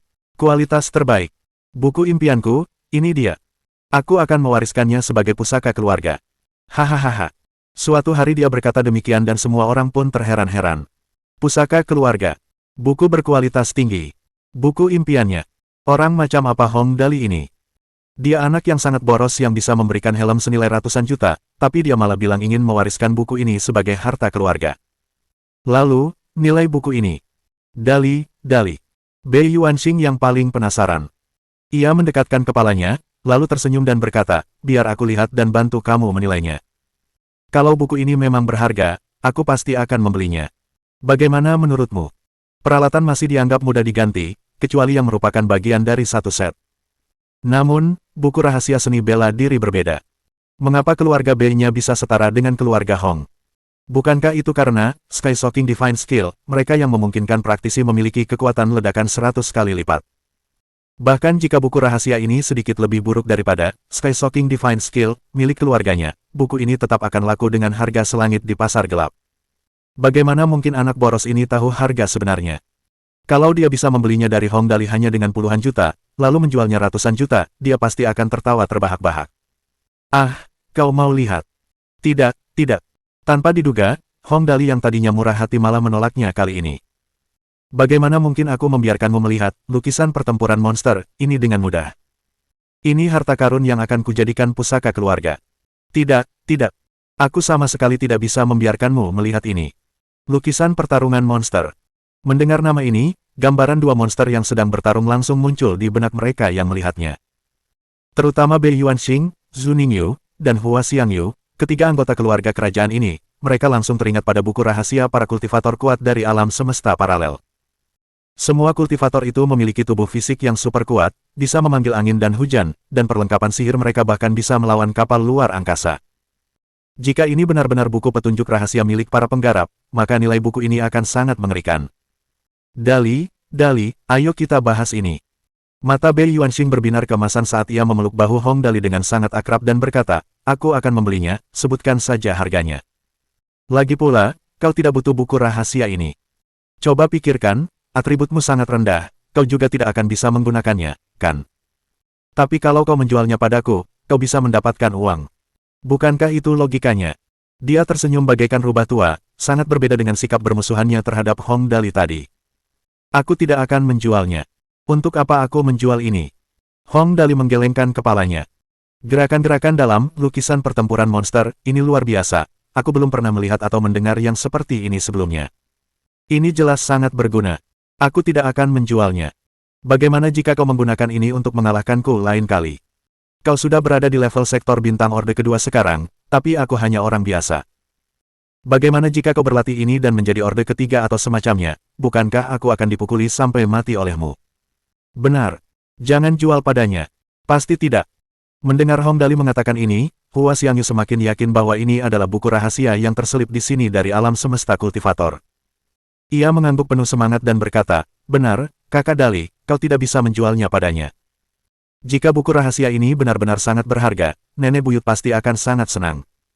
Sial, nyonya tua yang disebutkan gadis ini adalah seseorang yang akan membunuh tanpa berkedip. Dia akan mengamuk kapan saja. Tidak, aku harus segera mendapatkan buku ini sebelum nyonya tua itu tahu. Kalau tidak, aku tidak akan punya kesempatan untuk melihat buku rahasia itu lagi. Dali, jangan terburu-buru. Dengarkan tawaranku dulu, oke?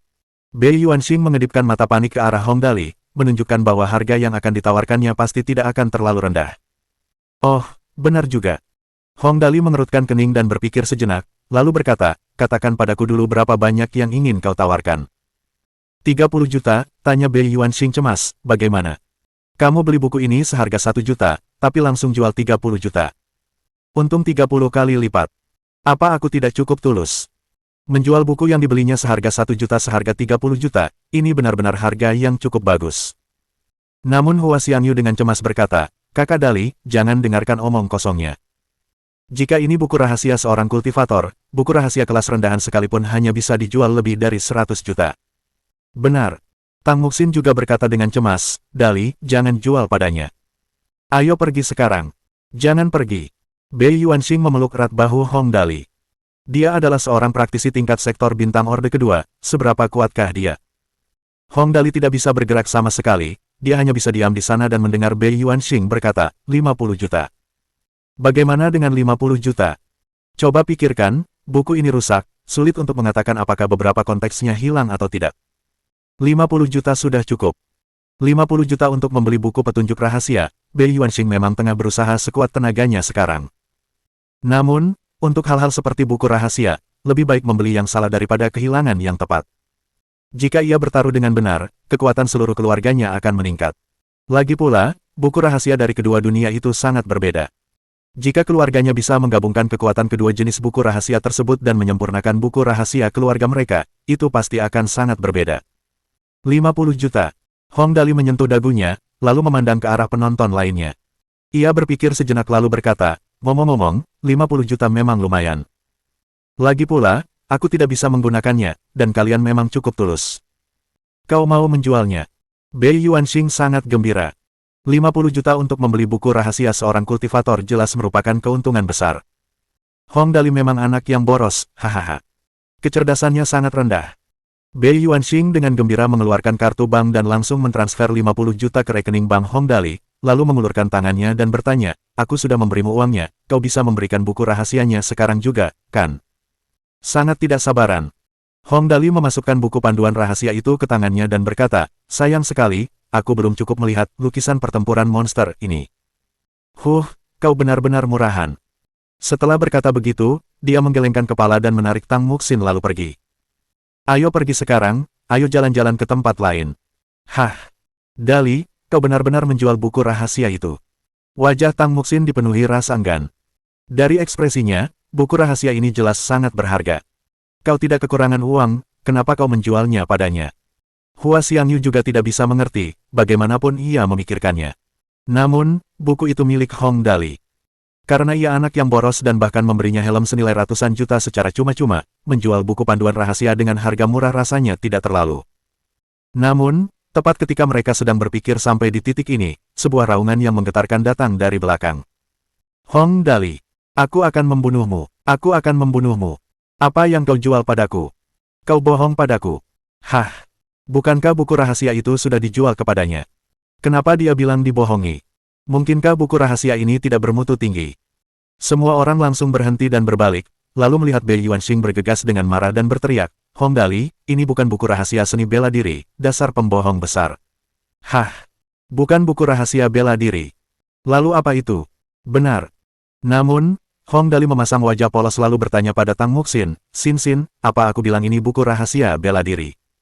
Coba kupikirkan. Tang Muxin mengetuk bibirnya dengan jarinya dan berpikir sejenak, lalu dengan tegas menggelengkan kepalanya dan berkata, kamu bilang ini adalah lukisan pertempuran monster, tapi kamu tidak benar-benar bilang ini adalah buku rahasia seni bela diri. Benar sekali. Hong Dali menatap Hua Xiangyu dan bertanya, Saudari Xiangyu, apakah aku sudah bilang kalau aku benar-benar ingin menjualnya padanya? Tidak, kau tidak melakukannya. Hua Xiangyu akhirnya mengerti juga dan tertawa, lalu berkata, kakak Dali awalnya tidak mau menjualnya, kaulah yang bersikeras membelinya. Kau tidak berhasil membelinya seharga 30 juta dan menaikkan harganya menjadi 50 juta, kau juga yang secara aktif mentransfer uangnya kepadanya terlebih dahulu. Bab 1050, konsumsi langit mendominasi lukisan mediasi dunia. 50 juta bukanlah jumlah yang besar baginya, tetapi juga tidak kecil. Ini adalah uang saku Bei Yuanxing selama setengah tahun, jadi ia akan kekurangan uang untuk sementara waktu. Benar. Hong Dali mengangkat bahu dan berkata, lihat. Aku tidak pernah bilang itu rahasia bela diri. Aku juga tidak ingin menjualnya, tapi kau bersikeras membelinya, dan sekarang kau bilang aku berbohong padamu, ngomong-ngomong, kau kan anggota keluarga kerajaan, tidak bisakah kau bercanda seperti itu? Kau. Bei Yuanxing begitu marah hingga ingin muntah darah dan mengeluarkan kata-kata ini dari sela-sela giginya yang terkatup rapat. Hong Dali, ini belum berakhir. Belum berakhir. Tunggu saja, tunggu saja. Hong Dali menatapnya dengan pandangan membenci dan berkata, aku menjualnya kepadamu karena kebaikan hati dan kamu tidak menghargainya. Menghargai? Apa yang harus kuhargai? Bei Yuanxing melempar buku itu ke lantai dengan kasar, lalu menoleh dan pergi. Kupikir kenapa ada kata, lukisan, di sampulnya. Ini cuma lukisan porno, sialan. Monster apa yang sedang bertarung? Kau sengaja mengatakannya, sialan. Sengaja. Bagian mana dari gambar itu yang terlihat seperti monster? Bagian mana? Porno. Pornografi. Berarti Bei Yuanxing menghabiskan 50 juta untuk membeli buku pornografi. Semua orang tertawa terbahak-bahak. Tang Muxin bahkan memeluk perutnya dan berjongkok di lantai, menepuk-nepuk lantai sambil tertawa. Hahaha, Dali, kamu benar-benar hebat. Kamu bahkan menjual buku porno seharga 50 juta. Adapun Hua Xiangyu, wajahnya merah padam dan dia berkata dengan lembut, kakak Dali benar-benar mengesankan. Wajah Bei Yuanxing pucat pasi, dan Zhu Ningyu juga menggertakkan giginya. Mereka berdua telah mempermalukan diri sendiri hari ini di depan Hua Xiangyu. Menghabiskan 50 juta untuk membeli buku pornografi, jika kabar ini sampai tersebar, ini akan menjadi noda pada nama mereka selama sisa hidup mereka. Tetapi meskipun mereka marah, mereka tidak berani benar-benar menyerang Hong Dali. Lagi pula, mereka semua berasal dari keluarga kerajaan.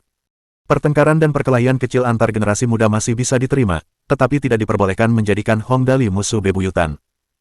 Oleh karena itu, meskipun Hong Dali hanyalah orang biasa, Bei Yuanxing tidak berani menghajarnya secara langsung.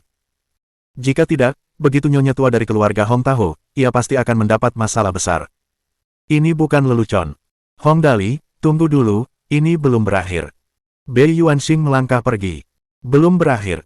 Beraninya kau membodohiku, aku pasti akan memberimu pelajaran. Melihat Bei Yuanxing dan Zhu Ningyu pergi begitu saja tanpa membawa buku itu, Hong Dali sama sekali tidak keberatan. Ia mengambil buku itu dan mengejar mereka. Hei, Pak Tua Bei, bagaimana mungkin kau membuang ini? Ini harta karun senilai 50 juta, membuangnya ke lantai akan mencemari lingkungan. Bagaimana jika kau menabrak anak kecil saat melemparnya? Sekalipun kau tidak menabrak anak kecil, tidak baik jika kau merusak tanaman. Hei, Pak Tua Bei, kenapa kau terburu-buru pergi? Pak Tua Bei. Bei Yuanxing dan Zhu Ningyu benar-benar tertekan sekarang dan tidak bisa tinggal lebih lama lagi. Kalau tidak, mereka pasti akan mati karena marah. Dalam sekejap, mereka menghilang dari pandangan Hong Dali. Ngomong-ngomong, mereka memang anak yang boros. Hong Dali menggelengkan kepalanya tanpa daya dan berkata, mereka membuang sesuatu senilai 50 juta begitu saja, mereka memang kaya. Mulut semua orang berkedut hebat. Hong si penipu memang sesuai namanya, dia bahkan bisa menjual buku porno kepada seseorang seharga 50 juta. Pantas saja orang ini tidak pernah kekurangan uang. Ini karena dia tidak menghasilkan uang, dia praktis merampok. Sebenarnya, saat itu sudah waktunya untuk melanjutkan berjalan-jalan dan menghabiskan waktu. Tanpa diduga, Hong Dali kembali membolak-balik buku untuk bersenang-senang, tetapi tiba-tiba ia merasa aneh dan bertanya, ini aneh, sepertinya ada kata-kata di buku ini. Coba kulihat apa yang tertulis di dalamnya. Ternyata ada kata-kata di buku porno, iya. Yang lain penasaran dan berkumpul untuk melihatnya. Mereka tidak peduli dengan gambar monster yang sedang bertarung, tetapi hanya melihat ke arah tempat yang sedang dilihat Hong Dali. Tempat itu awalnya adalah halaman judul buku, tetapi mungkin karena keringat dari telapak tangan Bei Yuanxing saat ia sedang gelisah, beberapa kata muncul di sana. Kata-katanya sangat kabur dan sepertinya akan menghilang lagi. Tang Muxin buru-buru berkata, "Li Yang, bawakan air ke sini." Oke. Melihat sesuatu yang menarik akan terjadi, Li Yang segera membawa air. Kemudian, Tang Muxin dengan lembut meneteskan air di halaman judul dan akhirnya menyebarkannya. Kini, kata-katanya akhirnya cukup jelas untuk dipahami. Hong Dali perlahan membaca, konon, Gunung Changi dikelilingi oleh 4 benua, 13 gunung, dan 13 lautan, yang membentuk satu dunia. Menguasai tingkat pertama seni bela diri ini akan memungkinkan kultivator untuk membelah satu dunia. 3.000 dunia dapat dianggap sebagai alam semesta kecil, menguasai tingkat kedua seni bela diri ini dapat membelah satu alam semesta kecil. 3.000 alam semesta kecil dapat dianggap sebagai satu alam semesta besar. Menguasai tingkat ketiga seni bela diri ini dapat membelah alam semesta besar. Apa-apaan ini? Buku bela diri macam apa ini? Kedengarannya luar biasa sekali, ya. Mereka terus membaca. Kata-kata setelahnya adalah istilah-istilah teknis yang digunakan dalam kultivasi, dan Hong Dali tidak mengerti artinya. Tentu saja, ini tidak penting, mereka semua menahan napas mencoba menemukan nama seni bela diri ini. Dengan sangat cepat, Tang Muxin berkata dengan lantang, itu dia. Titik itu berada di bagian gambar yang menggambarkan postur memalukan. Wajah para gadis memerah, tetapi Hong Dali tidak mempermasalahkannya dan membaca kata demi kata, konsumsi langit mendominasi lukisan meditasi dunia. Tang Muxin. Nama yang panjang. Dali. Mata Tang Muxin berbinar keemasan. Buku rahasia seni bela diri ini pasti sangat ampuh. Bagaimana kalau kita berlatih setelah pulang nanti? Hah. Latihan ini. Mata Hong Dali juga bersinar keemasan. Ia menunjuk postur monster yang sedang bertarung dan bertanya, latihan postur ini. Aku akan membunuhmu. Gadis-gadis itu semua malu. Wajah Tang Muxin memerah dan menginjak kaki Hong Dali. Mati kau. Tentu saja, meskipun lukisan meditasi konsumsi langit mendominasi dunia, ini tampak luar biasa, masih belum diketahui apakah mereka benar-benar dapat mencapai apa yang tertulis di buku jika mereka mempraktikkannya. Bagaimanapun, ini adalah buku rahasia seni bela diri. Jika penulisnya tidak melebih-lebihkannya, siapa yang tahu apakah buku ini mengesankan atau tidak. Rencana Hong Dali adalah mempraktikkannya terlebih dahulu, baru melihat hasilnya. Namun, saat mereka tengah tertawa dan bermain-main, sistem dalam pikiran Hong Dali tiba-tiba berbunyi. Sistem, tuan rumah telah bersentuhan dengan seni bela diri dari alam semesta kultivator untuk pertama kalinya. Penilaian sedang berlangsung, mohon tunggu. Apa-apaan ini? Ini benar-benar dari dunia kultivator. Hong Dali benar-benar terkejut kali ini. Buku rahasia seorang kultivator. Umur panjang, awet muda, bisa terbang, berlatih seks dengan pasangan, dan sebagainya. Bro hahaha. Tak lama kemudian, penilaian sistem pun keluar. Lukisan meditasi konsumsi langit mendominasi dunia, yang awalnya bernama Catatan Pedang Tiga Alam, merupakan seni bela diri tingkat bumi dari 4 tingkat, yaitu kuning, biru, bumi, dan langit. Seorang kultivator di tingkat pemurnian jiwa kekosongan dapat mempraktikkan buku rahasia ini. Di alam semesta kultivator, tingkatan mereka terbagi menjadi 4 tingkat utama. Tingkat pertama adalah pemurnian esensi menjadi ki, tingkat kedua adalah pemurnian ki menjadi roh, tingkat ketiga adalah pemurnian roh menjadi kekosongan, dan tingkat keempat adalah pemurnian kekosongan menjadi Tao. Masing-masing dari 4 tingkat utama ini dapat dibagi lagi menjadi 3 tahap.